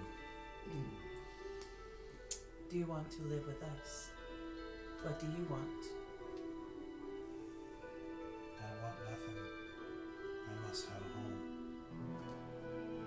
Would you keep us safe? She's looking for a home. This can be my new home. Would you keep us safe? I will protect anyone that belongs here. I mean, I'm not against a creepy, scary thing protecting our house. Alright, guard dog, I'm good. Let's go. I will I'll just speak up. Your choice. Your choice, but your choice, but I can probably end your life permanently. I'm not threatening you, I'm just saying if you don't want to be on this plane anymore, I can end it for you. If you choose not to, sure, then no problem. Do you wish to move on? I don't know.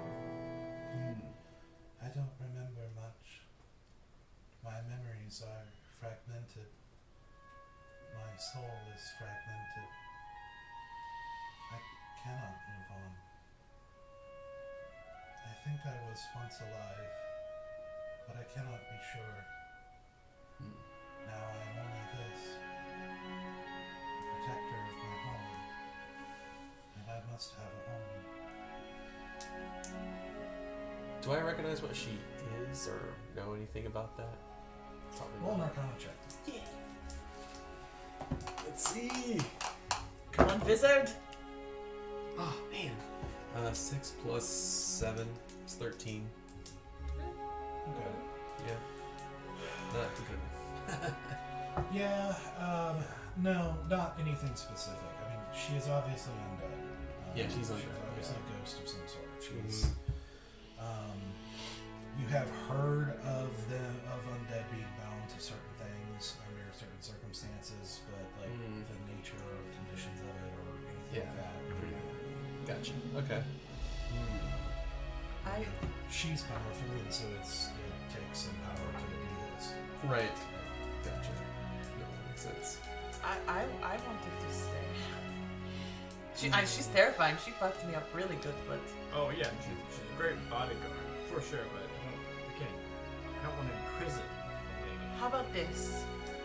We have a home, and we would love for you to stay with us. And the day that you decide you don't want to live with us anymore is the day you can leave. However, you can never cause any of us any harm ever again. That is the one caveat. Does that work for you? I want nothing. I will protect those who belong in my home. And do we dictate who belongs in this home, or do you? If you own this home, yes. And we do own the home, correct? We are legal owners of this home. I was like, the last thing I want to do is find out that someone else still technically owns the deed As far here. as you know. Did the documentation all look correct? Yeah. Yeah. I rolled, what did I roll? 13 plus whatever I add modifier to. As far as you know, yeah. Looks legit. Do you happens? I mean, do you happens to her references? No, I was gonna actually ask her pretty sternly. Actually, you're not sent here as a spy, right? For devils or demons. I work for no one but the owner of my home. Insight check. So, I'm terrible at insight. That is a 2 plus whatever that is. So That's should insight 4. Yeah. she's working for a devil. And as far as you know, Specific she's ones. volunteer. Okay, fine. I'll let it be. Well, Yeah. I'm okay with this. I guess Stay out of the room. Stay out of our room. as We long as kindly ask privacy, but welcome home. yes, as long as we own this home, you are welcome here. I will go where you want me to unless there's someone needing protecting. Is your closet? Is Is there a clause is there a room that like how many bedrooms are there? in the manor? All of this is my home. Sure, yeah. But it's also our home, and we want to believe in privacy. I will do what I have to protect this home. Yes. Turn this house into Amityville. That would feel like. The Indian burial ground. Find a comfortable attic. Enjoy your life. I will protect the attic as well. Good. I good would conversation. recommend though remaining not visible when possible. Like don't just like wander down the hallways. You're going to scare a lot of people. Low profile, if you understand what I'm saying. I will try with guests. Yeah, I'm gonna say when guests are over, perhaps Lay low for a lay while. low. Yes. We don't have guests for a while. Yeah, I don't that's doubt also we'll have that many too. guests, but if we Yeah. do, we just don't want them to freak out, you know? It takes effort. I cannot disappear forever. No, but I'm saying like just stay up in like, you know, a spare room, you know? Out of the way, like while we're at dinner, you know? If I can. is a very. This is very. This is going nowhere. This is gonna be awkward shit. We're gonna either tell the entire staff, "Hey, we got a house ghost. Don't worry about it." Pretty much. It's you really do get the picture that there's whatever may have been there of a person, if she was a person in the first place, is there's very little left of it. I'm afraid to say no. It's what this was. I don't know what she is, and I'm afraid to say no to her. Yeah. Yeah. I agree. Alright, so We have a house ghost. Have a house ghost. Coast to coast. House ghost, ghost to ghost. What is her name? I gave it to you before. It's Forsythia. Forsythia. F-R-I-S-Y-T-H-I-A. I didn't catch any of it. F-R-I-T-S-Y-T-H-I-A. That's why. Forsythia. It's like our nearly headless Nick. Yeah. Basically. Yeah. Alright, so quickly. We'll try to move through this quickly if we can. So, with this 3 months, obviously you guys get some time. So, let's start with Val.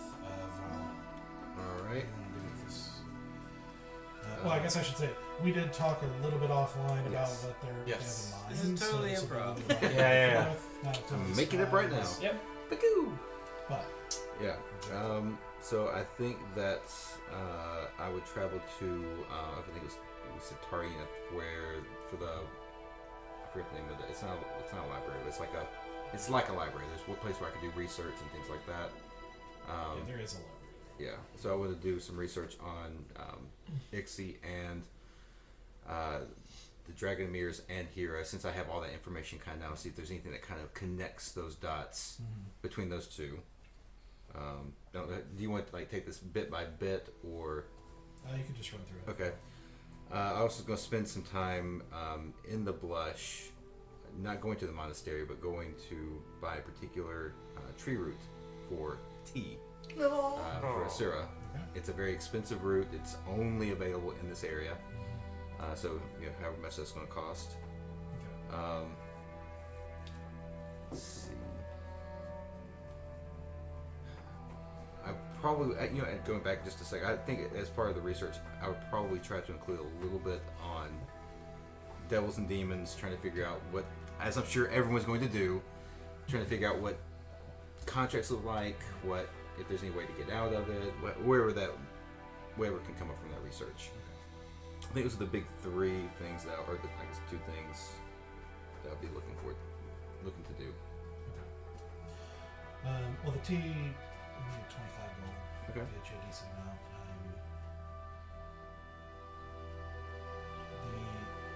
Okay, as a side note, in the offline conversations with you guys, at least 4 of you want to do a research Yeah. Oh wow. So, Surprise, surprise. what I'm Someone going who to do didn't. is, we'll go through each of you and then kind of come back.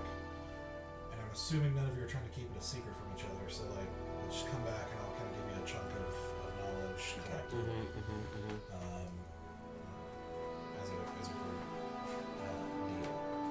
What I would like you to do is roll a history check and a religion check.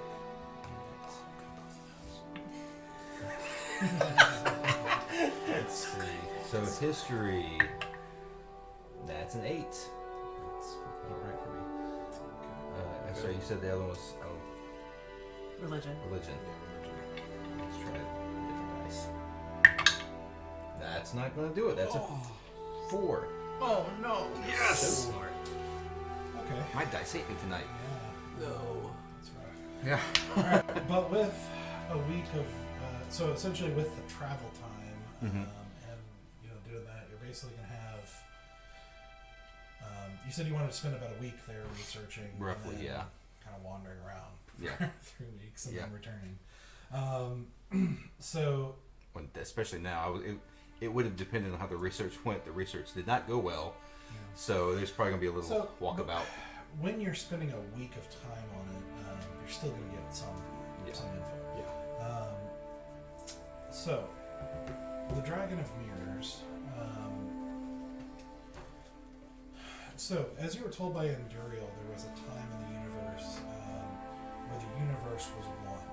And without getting into all the details of what that means, basically life was made up ancestrals. These, as Enduriel put it, beings to whom anything was possible. The kind of thing that you hear like fairy tales about. You know, they do lots of weird and strange things because it just doesn't work the same way. When everything happened with the 7 ancestrals who tried to consume everything, when the twins divide, there's something called the divide, which is when the twins decided to divide up the universe.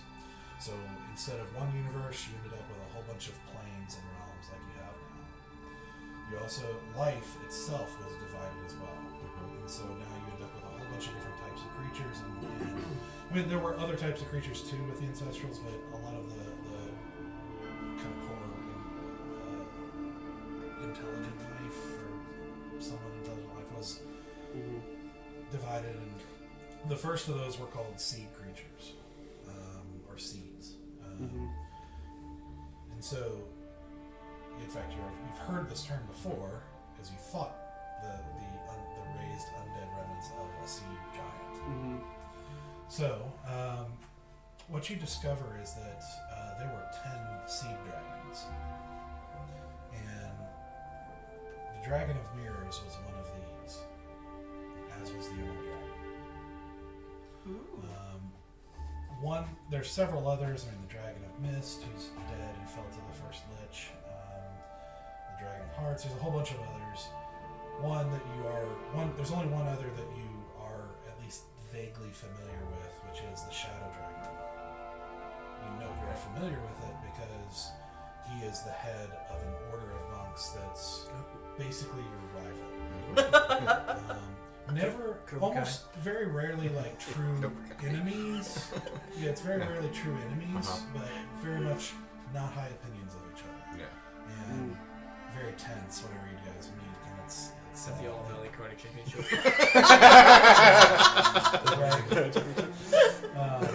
Just different approaches, different philosophies, different attitudes. Even though there's a whole lot more similar than either of you want to admit. Yeah. Cool.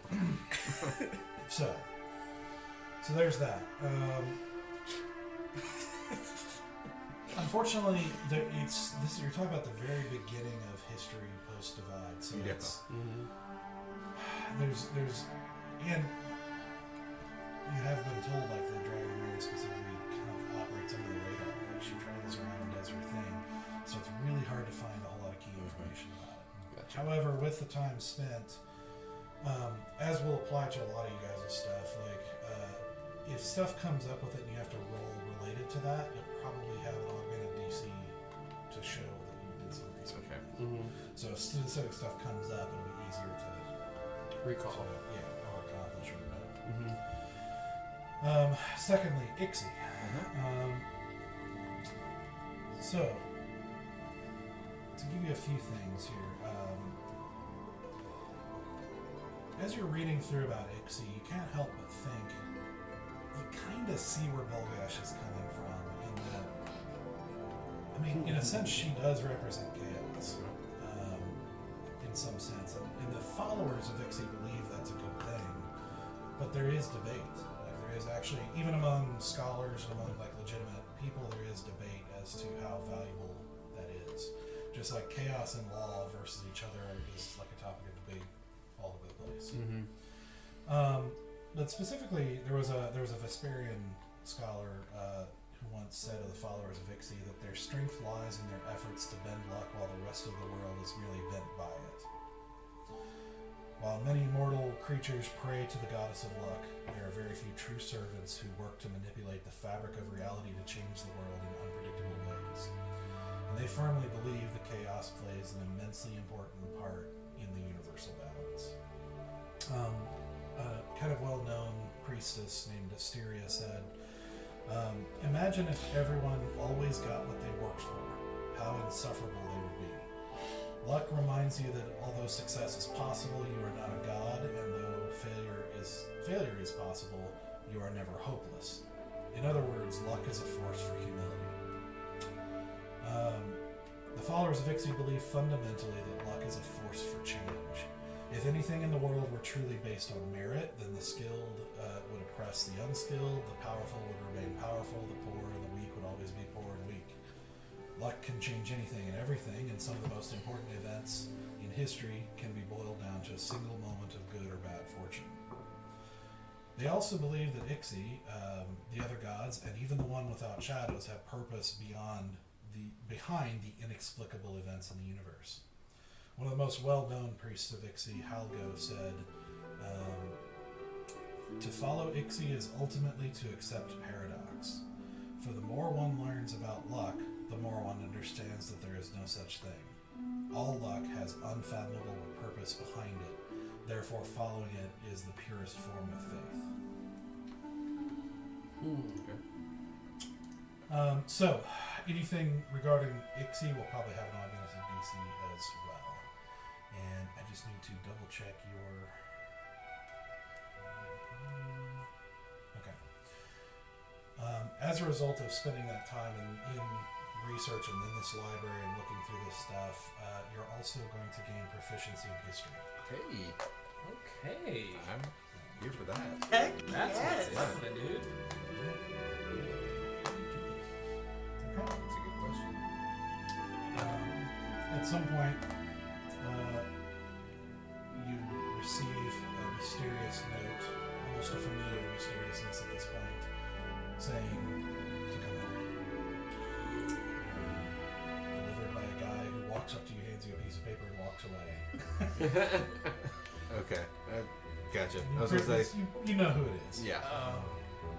You're thinking a different home, weren't I you? was thinking Yeah. home.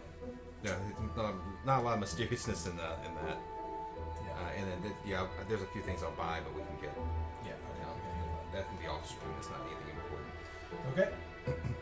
Bear. While like the trial is happening, I do want to place an order at the blacksmiths. I want to get a nice engraved breastplate armor. So Okay. I want to go and just add that to the. Slack that to me. Sure.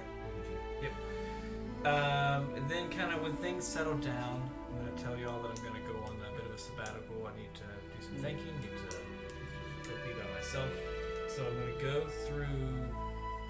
go on like a journey through all the villages that the sea giant destroyed on his way down. I'm going to go reverse and like heal people that are still hurt, injured from that, kind of rebuild the villages. But yeah, Bulgash definitely he got me thinking. So like while I'm doing that, I'm like kind of trying to meditate as best I can.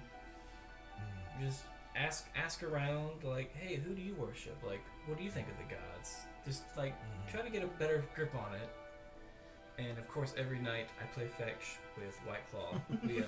I really want to build up that bond. We just like, cause she's be my traveling companion as I'm going from village to village. We're just gonna get in sync more. Okay. Awesome. I mean, as you talk to people, you get a lot of various answers. There are definitely some gods that are more common than others. Like Chaldron is definitely one of the most prominent and common. Just because you talk to a lot of farmers and tradesmen, people who are kind of dependent on life and the harvest and all that kind of stuff and growth. The things that Chaldron represents. And so there's a lot of popularity around him. There are others, like you meet one who used to be a sailor, so he's partial to Shanisi, who's the goddess of the ocean. You see a couple of random ones occasionally, god of knowledge, things like that, but like there's definitely some familiarity. You occasionally hear Ixi, but like it's usually almost in like a joking manner, like nobody's really taking it seriously. It's like, I sharp rated Ixi when I rolled the dice, That's what it is. Gotcha. But it's you very much get the impression she didn't have much in the way of serious followers, like was said. But you do spend a whole lot of time, and even occasionally interacting with Octo, who you see has made himself and the Order very involved in trying to help recover everything. He is very much, you're seeing a tangible change in how the Order of Chaldron is being handled under him. And every time he sees you, he asks about Stoic. We talk. I'm telling everything, but we talk. Yeah. you also, people become a little bit more familiar with the Silver Flame as you talk about what you do, and there's a little bit of word spread about that. There's a little bit of continued increase in reputation with the Folly as well, because you're a known member, and so that obviously reflects well in public. And so by spending a couple things, two things. One, you'll get you're going to get proficiency in medicine, and you're actually going to get I'm going to put this in D&D Beyond later. I didn't have a chance to, but essentially, Octo spends some time with you, showing you some tricks around using a healer's kit. Yeah. So on a conscious creature, Okay. not on unconscious, but on a conscious creature, you can use a use of a healer's kit to allow that creature to immediately roll 1 hit dice. Oh, dang. Nice. They can't recover health again this way until they take a short or long rest. So I can do it to like each person. Yeah, each healer's kit has 10 uses, so like you buy one, you can use it on Valen, and like if he's conscious, you can use it as an action. You can use it on Valen for, and if he has hit dice, he can immediately roll 1 to recover some health. Without a short rest, that's awesome. Yeah. Okay. Yep. That's Good nice. deal. That's awesome. That is pretty nice. So you'll send that to me, like. Yeah, I'm gonna create probably a custom feat that Okay. you can add to it. Cool. We'll have that information in there. Otherwise, Sweet. we'll add it as a feature. So we'll figure it out. Sweet. Awesome. Nice. But you can't add the proficiency to medicine to your creature. Okay. Asura. Yes. Yeah, my conversation with Bulgash kind of messed with me a little bit too. But Asura, like she likes to do, is not going to address it. Especially after the conversation with what's our new head of household's name? No, Adrian. last name is Dagger. Shade Dagger. Having talked with Shade, I want to call him Shade Dagger. I don't want to call him by his first name. Because I like the name Shade Dagger. So having talked with him, I've been thinking a lot more about my knowledge, what I know, and how I can get it, especially now that I don't have to dress kind of in my day-to-day. So I want to spend these 3 months building my own whisper network, my own spy network. But I don't have a lot of experience, so I reach out to Edrin Duskrose, who was the guy we met on our way back from Lessa, who came to help fight, who I have now discovered used to be a spy for the Petals. And so I am basically sitting at his feet to gain a lot of knowledge on how these even get developed, how they work, how the tools, the tricks, the tips, like the things that I can do to be good at setting a good foundation for my own network of whispers and eyes. And then plus now having a household that can keep their ear to the ground locally. I can kind of keep an ear to the ground in Eldowyn, and also start to develop my tendrils outside to help the team. And you were going to try to talk to her, Dressa, for advice on that? Yeah, and also before she left. especially because I and her specifically how to get the words to ask, just the way in which to go about asking these questions. So, because Adressa stays around for a little bit, and at some point you're not sure when she just disappears and becomes unreachable. You knew it was going to happen, but she had other things she was leaving to attend to. But you do have a brief conversation with her, and she gives you several pieces of advice after you kind of explain what you're wanting to do. And she, in her way, tends to address what she thinks needs to be addressed rather than directly answering what you are looking for. Yeah. So she says a few things. She says, you must first learn to freeze the flame. The fire inside of you is a gift, but you must learn to bottle it. Put it on a shelf, like an arsenal. Focus it. Only when nothing more dangerous than someone who has learned to turn their emotions into a weapon that they are in control of. And there is no weaker opponent than one whose emotions weaponize them. Secondly, you must learn that everything is a tool. Everything has value. Everything and everyone can be useful. Words, people, money, information. These are what make you a force to be reckoned with. These are the things that make you worthy of being feared. These are the masteries that make you a player instead of a piece. Learn how to play the game using every piece in front of you. If you do not have it, make it. If you cannot make it, buy or trade for it. If you cannot do this, steal it. A network is an arsenal of people. Favors, leverage, money, persuasion, deception, all are muscles in the hand that wields people as weapons. If you cannot build these muscles, you will drop your dagger.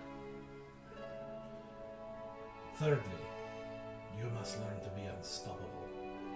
There are only two people in this world. Those who make lists of excuses as to why they are stopped, and those who cannot be stopped. You are choosing the path that most will never even understand, much less choose. You will face every sort of challenge, and excuses are mere expressions of weakness. You will learn in time that your only true enemy is yourself.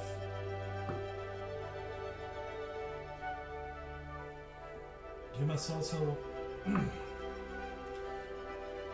to keep your true goal in focus. Everything you do must be for that goal. Every attack, every word, every coin, every breath. As an elder, you are now playing in a game that decides the universe. You must keep focus, and you must always remember what is most important, even if everyone else forgets. And finally, build your network, but do not focus on the network. Focus on the skills to build it. The skills are far more invaluable than the thing itself. If you are good, you can be dropped into a city anywhere on any plane and have the beginnings of a network within a month. It is not the thing itself, but the skills to build it that matter, and that make it dangerous. After that conversation, like I said, she disappears. So, Edrin counsels you, and you had mentioned at one point about trying to get Voltan involved. This is the Goliath down in Lessa who ran the warehouse. I'd like you to roll a persuasion check. Oh no, I'm not great at those. Okay, that is a dirty 20. Hey. Okay. 18 plus 2. So, he basically makes it clear he doesn't entirely trust you. He doesn't entirely trust what you have in mind. Yep, fair. Yep. He is willing for the right price to work for people, but he makes it clear he intends to honor his oath to his dead wife. Yep, He will absolutely. not participate in criminal activity anymore. So there are limits to what he could do for you.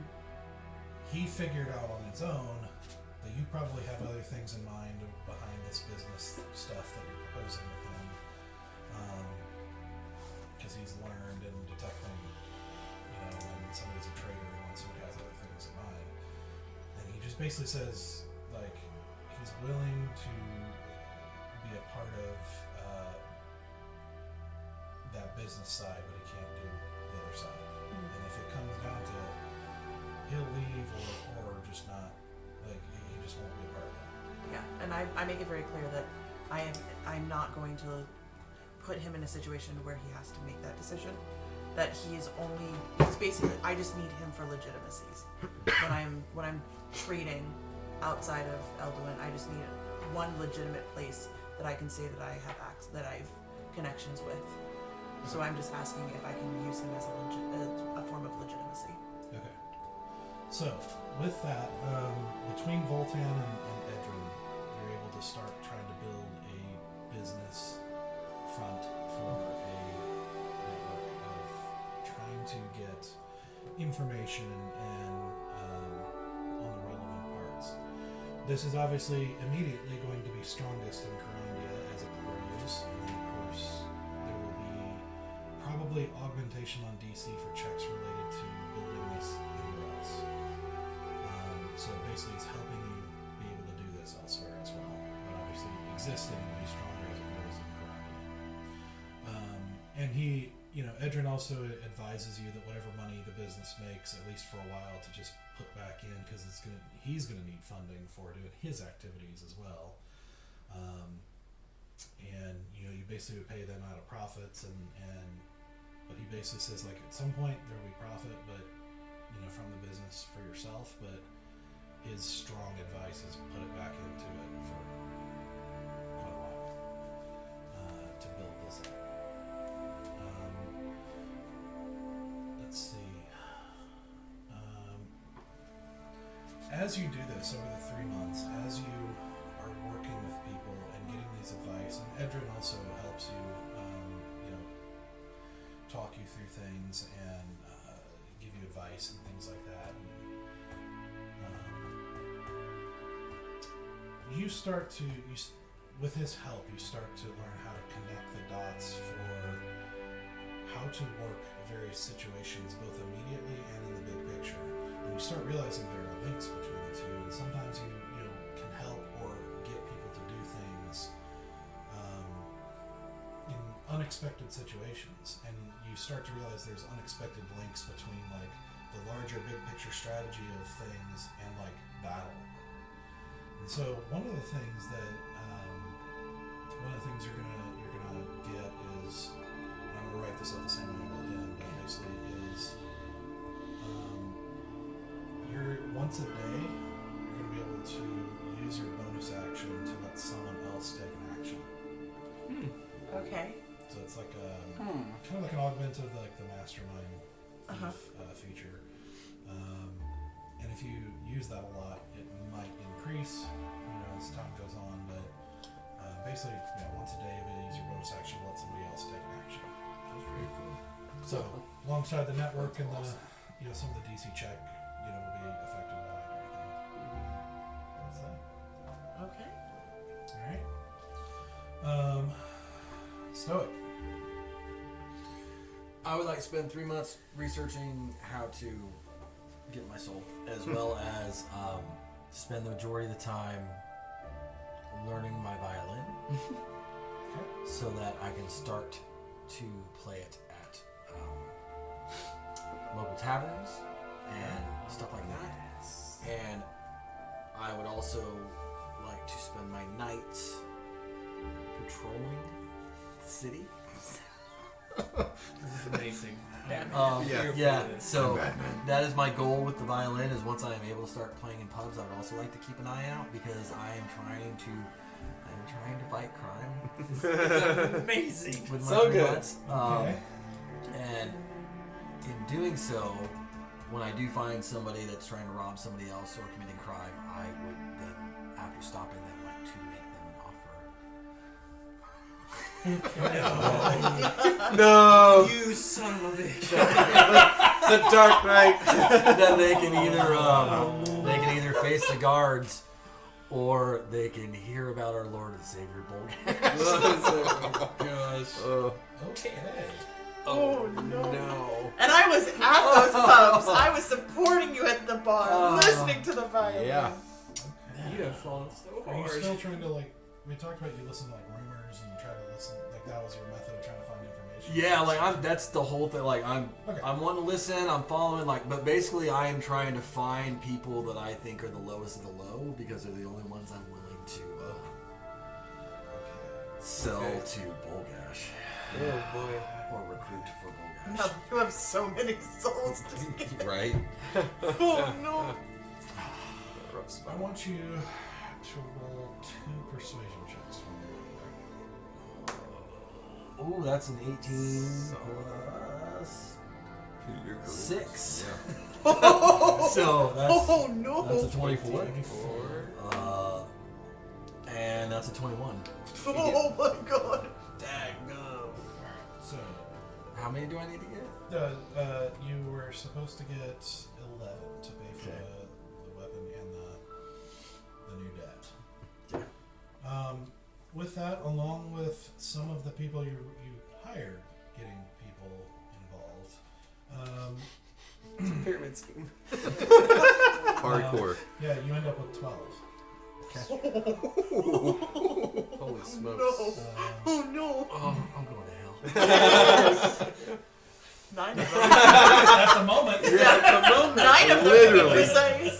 Oh, At man. least they're all like low lives, right? They're all like terrible people. Stop hiding this from us. Yeah, Oh, no. They all should have left town. I'm in town. I'm ignoring it. We're aware of what I'm doing. Actively ignoring Yeah, it. actively doing Yep. this. okay, you are also going to get advantage on performance checks with your violin. Okay. It has to be with your violin. But, Okay. Yeah, any performance checks you do with that will be with advantage. So plus 3 you have to make a note of that. Yeah. Over that time, you see what is effectively the beginning of a cult. Oh no! Fucking no! Who regard you with respect, but there's somebody who kind of eventually steps up as like a kind of a leader for the organization, and you get the sense that you're not the only one influencing them, and you get the pretty clear impression that Bulgash is involved. Do I hear from Bulgash at all over the 3 months? No. Okay. Oh, souls. My feelings are real. So so that's happening, and that will continue to happen. You will also probably get some sort of DC augmentation on investigation checks to listen to rumors. Okay. Around, since you're learning how to do that, and there's a skill to that actually. As you figure it out, the more you do it, the more you start to learn how to detect when people are BSing, which happens a lot. Like a lot of people are just telling tales and just saying stuff for attention. And you start to learn there's sometimes a quirk of strangeness that to things sometimes that is often it's weird. It's like a very particular thing that you can't describe, but it's like the truth often has a strangeness to it that is different than strangeness of a lie that doesn't make sense. If that makes sense. It does. I'm starting to feel like the old me because I had an So- inside of like plus 10. Now it's like As you're listening, some of the ones that are interesting or of note, like there's a lot of talk, but of note from news of what people are talking about. The Emperor of Targonia is ill and is expected to name an heir soon. Targonians name heirs almost always their family, but it could be anyone. Right now there are 6 contenders, known by their nicknames as animals. The rooster, who's the eldest and most likely to ascend. The weasel, the dove, the wolf, the dragon, and the lioness.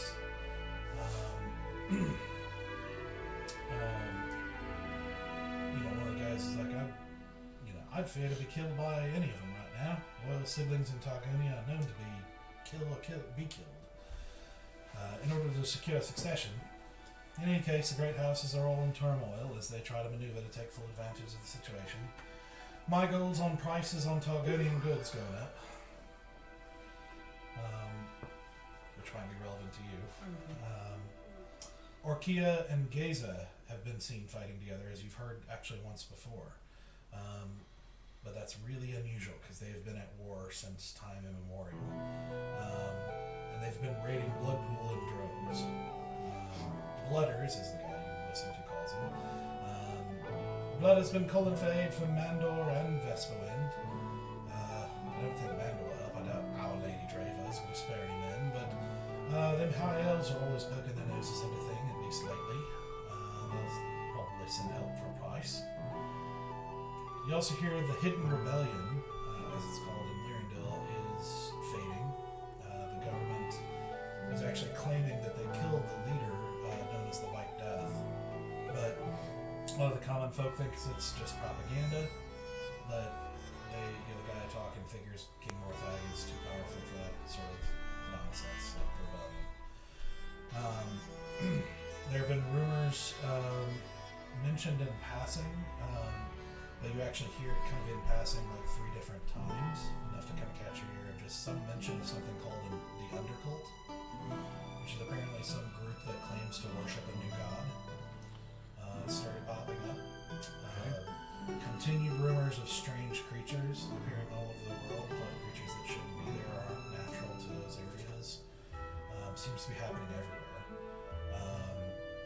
One of note is Sir Anzelin. Takes you a while to pinpoint and kind of put it all together as you hear a number of different things. But it seems Sir Anzelin is spreading some talk about you. He says that it's strange that the Folly would work so closely with Greenwood all this time, and would be conveniently absent when he died.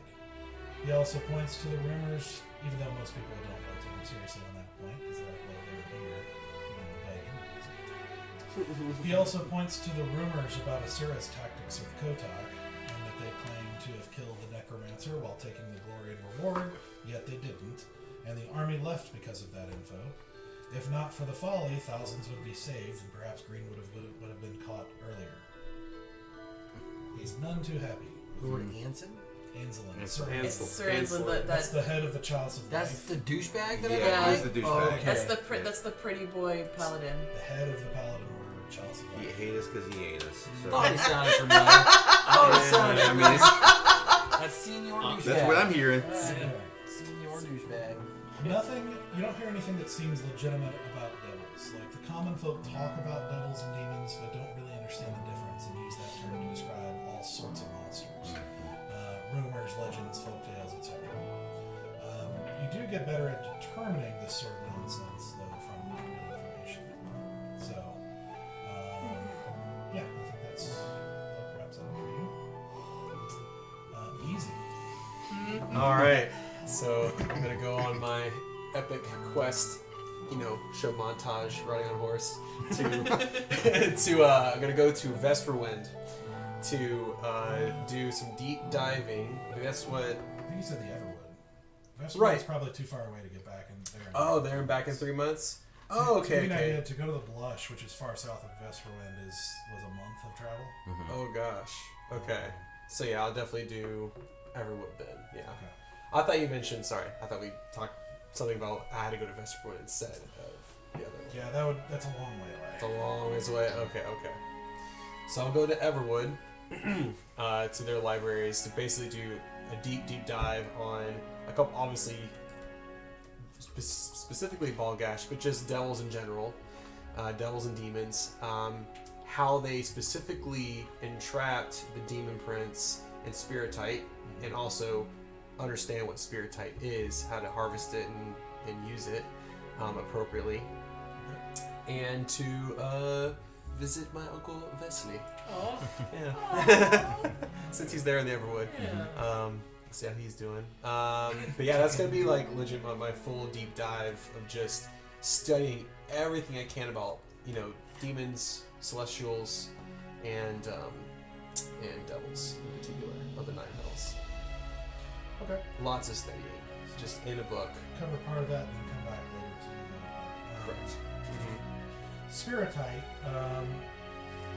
is used in artificing. It Right. is, pretty advanced artificing. It is, but you get the idea. It's basically it uses the power of souls, but in a non-fully destructive way. Like it siphons power from them, but it's not tearing them the way that, like the way it does with like a lich, for example. it's not actually destructive to the soul. Gotcha. Per se. Still some unknown about it and everything like that. Gotcha. You know, you do learn enough to kind of realize that Greenwood's notes that you took are talking about utilizing Spiritite, but there's a definite gap of like easy and like beginner and intermediate knowledge to what Right. he's doing. Correct. Because that like makes it very confusing because it's Gotcha. very advanced stuff, and it's Fair it'd enough. be like starting with calculus. And Yeah. without covering arithmetic. You know? Yeah. And so you do know that Spiritite is extremely rare. It doesn't come from this plane. There's debate as to where it does come from. Gotcha. Okay. But it's very rare and very hard to get. But so that makes it very highly valued by artificers. Gotcha. They can use it to, make weapons more powerful or create specific things powered by it. So, in the hands of a good artificer, could probably be valued. Okay. To do things. If you were to try to do artificing yourself, that would be a very long endeavor. You realize artificing is a long-term thing. Yeah. It's not just a one shot. Yeah, It takes it a long, takes a long very time. long time to do stuff. So Mm. you could try that, or you could sell it, or you could get it like into Arata's hands, for example, for his use. Gotcha. As far as the demon trapped, this is the demon prince VENATUS. Okay. There is a historical war called the Final War, which was called so because the Empire of Sun and Moon, which was everyone knows about. It was the empire that covered most of the continent a long time ago. In the final, they call it the Final War because it was basically a massive invasion of demons that signaled the end of the empire. They overcame the invasion, but were so damaged and crippled by it that the empire fell apart shortly thereafter. Fair enough. Yeah. They were allied with Vesperwind, which is one of the only ones that weren't totally under their control. And the Vesperian wizards at the time persuaded the Dragon of Shadows to give them pure shadow from the Shadowfell, and somehow acquired a vast amount of Spiritite. How is a closely guarded secret. Nobody knows how they acquired it. Gotcha. Okay. But they feigned a defeat of the city and even suffered the destruction of the city in order to draw VENATUS in and ambush him in the throne room. Gotcha. Using spells that they had kind of used illusions to hide, and just a whole very, very complex and very well planned out ambush. They got him in there, activated the trap, and using the ritual spells and the trap made out of this shadow, trapped him in the Spiritite, where he will, as far as anyone knows, remain forever alive and powerless. Though it is said that some people say he can still cause nightmares and perhaps even at times speak directly to minds, but it's debated. Okay. Interesting. The Everwood is close to the Feywild, so it's heavily influenced by that, and the devils pretty much hate the Feywild. Right. The Feywild is such a chaotic environment that the devils despise it. So the Everwood doesn't have too much in it, just because the Feywild doesn't have as much interaction with devils. Gotcha. Devils and Fey just consider each other with frustration and disgust. Gotcha. Even with contracts, because devils find Fey frustrating and slippery, tending to disregard contracts and playing with words and loopholes as much as they do. Exactly. But often in nonsensical ways, and that doesn't go with devil's sense of order. As a result, Fey by nature are harder to trap than other creatures, and so it's usually not worth a devil's effort. There are some recorded events around demons. It's difficult to research events in the Feywild because of its tendency to distort and exaggerate, and often just straight up change facts in order to suit the storyteller. Dang it. So it's often dependent on a traveling historian or scholar recording events firsthand, or at least really close to the time of it happening, to verify its relative authenticity. Gotcha. But one such event was long ago, where the first material record was just under 1,000 years ago, when an unknown demon prince disguised himself and tricked high-ranking celestial Eladrin in the realm of Arborea, which is kind of like Elysium for elves, or Fae, I should say. Like it's pretty a high high up. realm. Yeah. Celestial Eladrin in Arborea into thinking that there was an impending invasion of demons. He convinced them to redirect a branch, which I'll go into in a second, I'll come back to this, a branch of the River of Blood to flow to Arborea, so that they could then use it to theoretically travel and take their children, thousands of these Eladrin celestial children, to Elysium for a refuge. But the demon prince, in the process of all that spellcasting, slipped some things in, and that branch of the river, which also incidentally went through the material plane on the way briefly, went right into a layer of the abyss known as Anderlin. And so, Anderlin is ruled by Pale Night, who is called the Mother of Demons. There's a whole lot of, there's more mystery on her than most of those types of creatures, but there are some who believe that she's at the level of like Asmodeus for the abyss. Like, she is the Mother of Demons. She is, very powerful. Very much a nightmare in life. And so basically when they all did it, it was basically a trap. And a lot of celestial creatures and things went to try and rescue them, but they got trapped as well. As far as anyone knows, they're still there.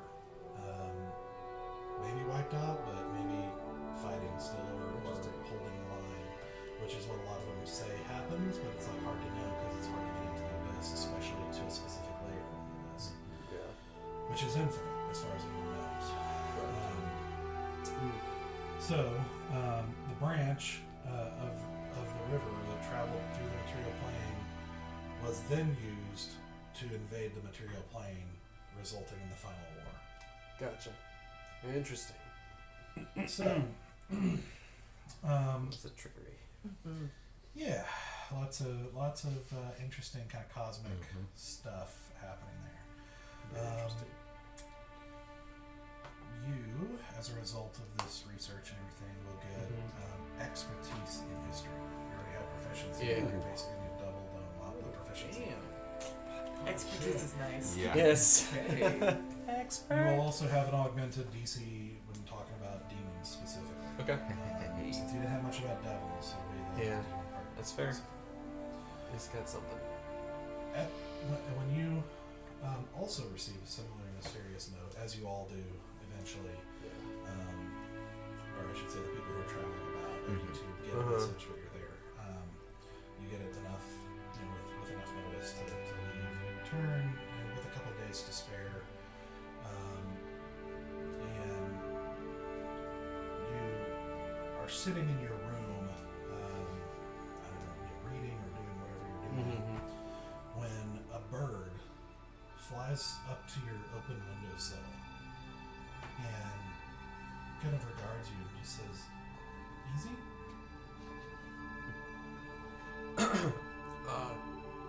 Did you just speak to me about it? Easy? How may I be of service to you? Do you want some? I think I have some macadamia nuts. So as you say that and kind of confirm it to you, Yeah. you see it kind of like twitch a little bit, and then you hear a different voice, a familiar voice, and you hear it say, "Hello, Easy. It's Hans. I hope this finds you well. Well, I know it will. Professor Haigu is very good at this sort of thing, as I'm sure you remember. Anyway, sorry. I know. You know I talk like this when I'm nervous, and I am because, well, speaking of Professor Haigu, well, he's dead.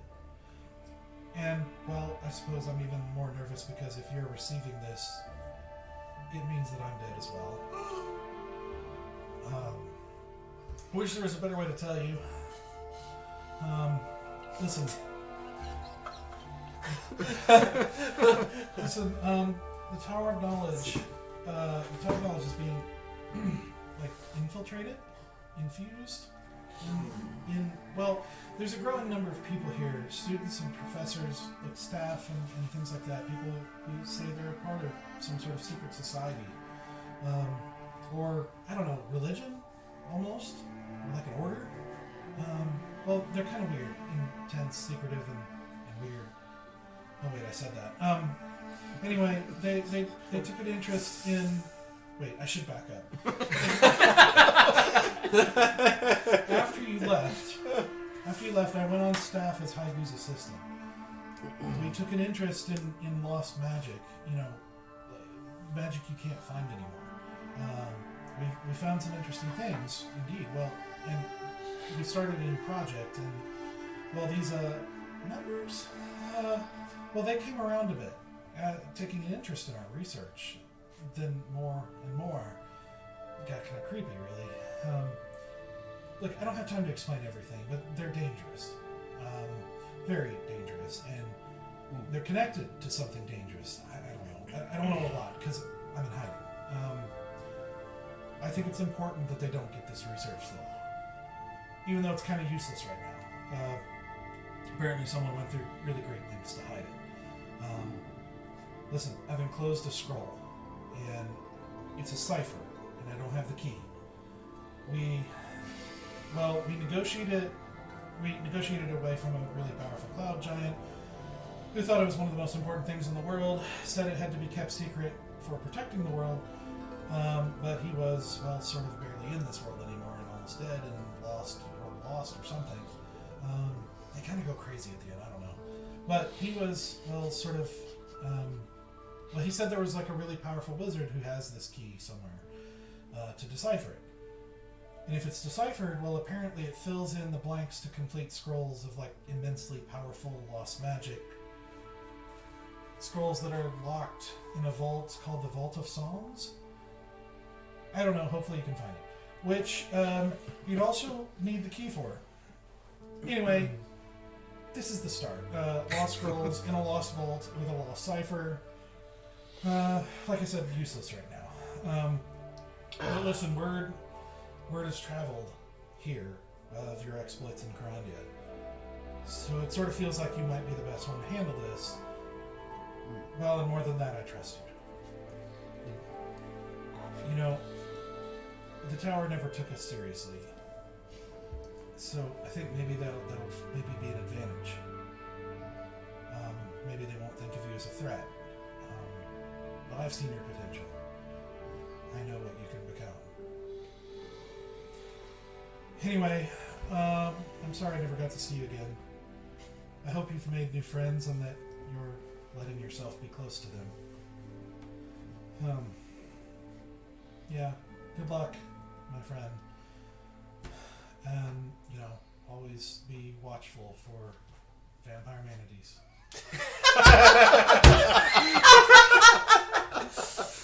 With that, the bird sort of shakes its leg as something tiny, like attached to it, shakes free and then expands.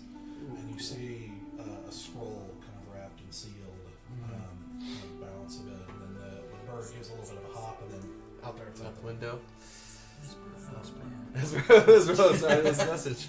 Wow, that's amazing. Oh, that's crazy.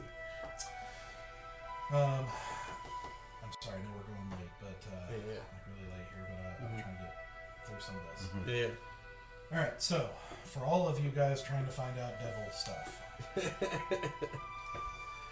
the 9 hells are layers of a realm that are in theory infinite. The 9 hells is absolutely vast, full of otherworldly creatures and beings, and ever-growing as more souls continue to enter and devils also continue to be born. Just like you discovered with the Feywild, it doesn't work quite like the material plane. It's one possible destination after death, and creatures who die there may or may not actually be destroyed depending on a lot of factors. At the very bottom, in the 9th layer, Nessus sat Asmodeus, Lord of the 9 hells. Now, there is some debate over the pantheon. There's the traditional 15 gods that everyone, or most people accept. But there's actually debate as to whether that's the final list, whether there's more, or if there are greater gods and lesser gods, or any of that kind of thing. But in most debates, Asmodeus is either recognized as a god or a lesser god or something else entirely.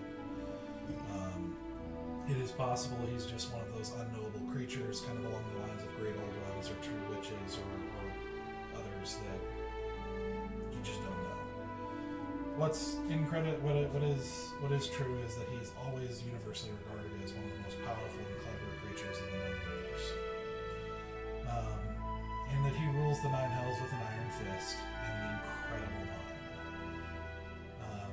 There's a plainer historian named Azeroth who said, he makes himself unknowable except what he desires to be known. But I would say with surety that he would be the greatest of all challenges to find anyone with a more clever, wise, diabolical, intelligent, and insightful mind than his. Asmodeus is a being of order, unquestionably and unbendingly, though he himself defines order, and there is no better creature at interpreting the law in his favor. It is his nature that is It is this nature that is reflected to various degrees in most devils of any intelligence. They instinctively gravitate toward order, even if it's cruel.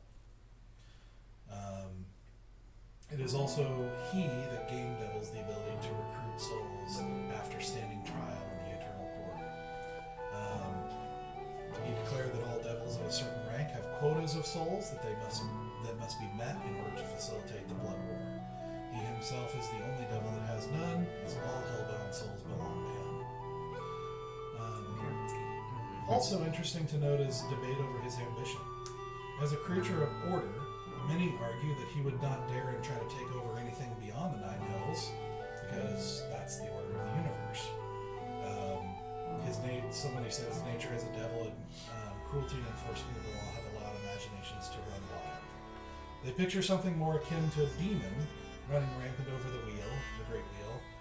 They conveniently forget that he is above all a creature of law. But others debate that he basically wants to take over the whole universe and rule with established law in the entire universe. You'll probably know the names of the archdevils. The archdevils are the rulers of each of the Nine Hells. I won't go through them right now, but if they become relevant, you'll know them.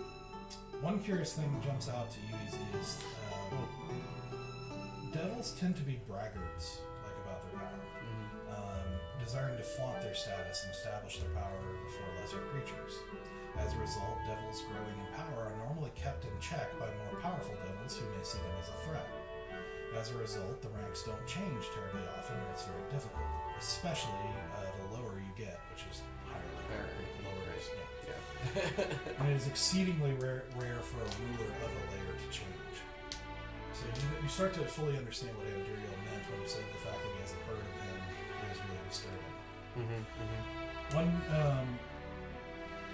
You'll also know about the Blood Rift, which is a pseudo-realm that the River of Blood flows through, which creates a sort of in-between realm between the Abyss and the Nine Hells, where a lot of the war takes place, as well as Avernus, which is the first level of the Nine Hells. The Blood War is that eternal war between demons and devils. There's not real clarity on how it started, but it's very clear that they are basically in an equal, an eternal stalemate. And it's speculated that basically if one of them lost, the rest of the universe wouldn't be able to stop them from taking over everything. So there's a couple other notes I'm going to skip over for now.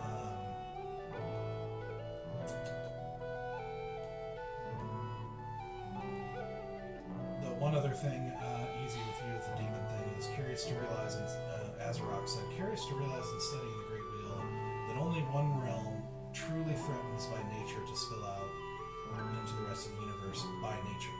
Some would debate vigorously with me about Asmodeus wanting to take over the universe, if not held back.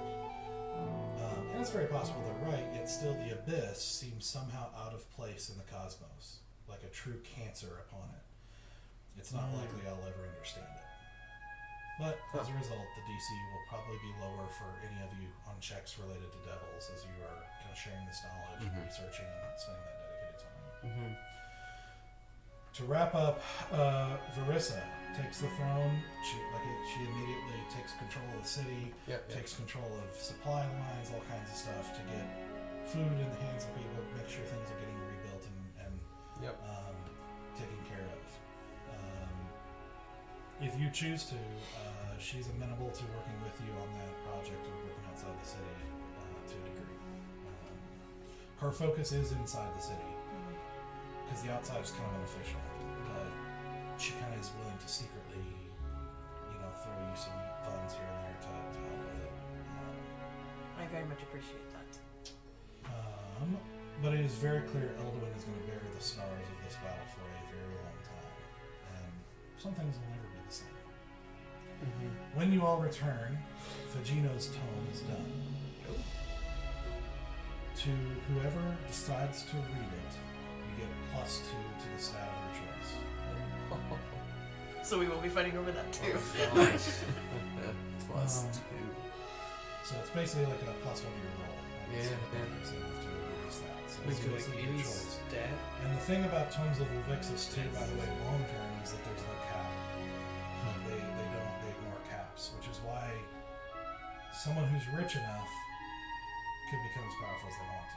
Which is why it's so dangerous. Yeah. So dangerous. And we had it in the hands of a necromancer. We make good choices. I will cover it later.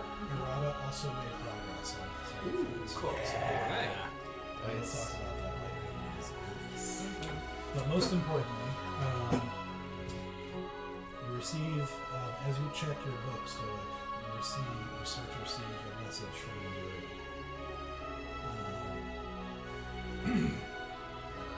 He tells you that a trusted friend, whose name is Alanya, she says that there are strange things happening in Lyranda. Creatures that should not be there, which is happening all over the world, but creatures being used by the Crown's government. And recently, the rebels killed a government agent with strange powers, and upon examining the body, found a strange marking on their wrist, vaguely in the shape of a butterfly. What is it again? The Vander. Or the dark, the Same never-ending thing you saw flame. on the Rixit ones. Yeah. Yeah. So as Enduriel continues, he basically says, we believe it is important to investigate. The game is afoot. You will find Lyrandel to be a difficult place for many reasons, most of which will become obvious by merely traveling there. But you can tackle this one of two ways, to my mind. You can go there and try to investigate independently, though it will be difficult. You will find that fear rules that nation. So everyone is nervous, especially of anything that has to do with government activities. The second route, which would be my personal advice, but also has a cost, go and join the rebellion. You'll get first-hand knowledge about what they've encountered, information that they will surely not give anyone outside of the rebellion. And you will have guides to help you maneuver a complex and delicate situation. Of course, they will have certain expectations upon you as well, but I'm certain you will find value in your investigation as a mutual interest. And they will also welcome someone with experience fighting strange creatures. And Adressa tells me that their leader is a good man. I also trust Alanya wholeheartedly, and if she is helping them, I believe it to be of worthwhile merit. However, in the end, the choice of how you approach the problem is your own. If you should seek the rebellion, go to the Happy Herd Tavern in the town of Oldgood, which is the border town you encounter shortly after crossing the border from the Helton Lands. There you will look for a man with a scar over his left eye who goes by the name of Fetch. If he is convinced, he can help you make contact with the Hidden Rebellion. The dresser also said that if you run into trouble with them, to tell their leader, even shadows have shadows.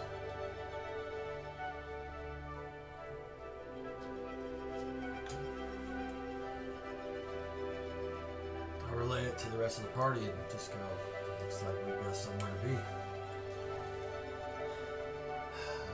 We might want to talk to our new head servant. The one you so reserved to hire? I don't do the bags in one basket. Alright, so as you guys take a listen to this message and can take it in as you think about things, that's where we're going to end tonight. So when we come back, we will resolve anything you want to do in the city before you leave. Yep. Assuming you take permission. Nah, it doesn't seem interesting. Pass. We will Yep. we'll go from there. And like I said, I'll give you some info on the erratas items offline. And Yeah. we'll resolve anything we need to later. Awesome. Sorry for the extra long session. I was trying to get to this point. Fair. We always go longer than I think we will. True. But holy crap, this has been amazing. We're back. In person. A lot of stuff. We're back in general, though. Yes. In general, yes. In person. Indeed. In person feels good. And, you know, doing this RP with you guys is killing it. Yeah. So, awesome stuff. All right. So, we will be back next week and continue on as the party theoretically sets out to Lyrandale, a new area. It's like on the other side of the map. Yeah. Pretty much. A whole different part of the world. On the road again. Awesome. We will see you guys next week. Yep. Thank you very much. Thank you, friends. Bye, Bye.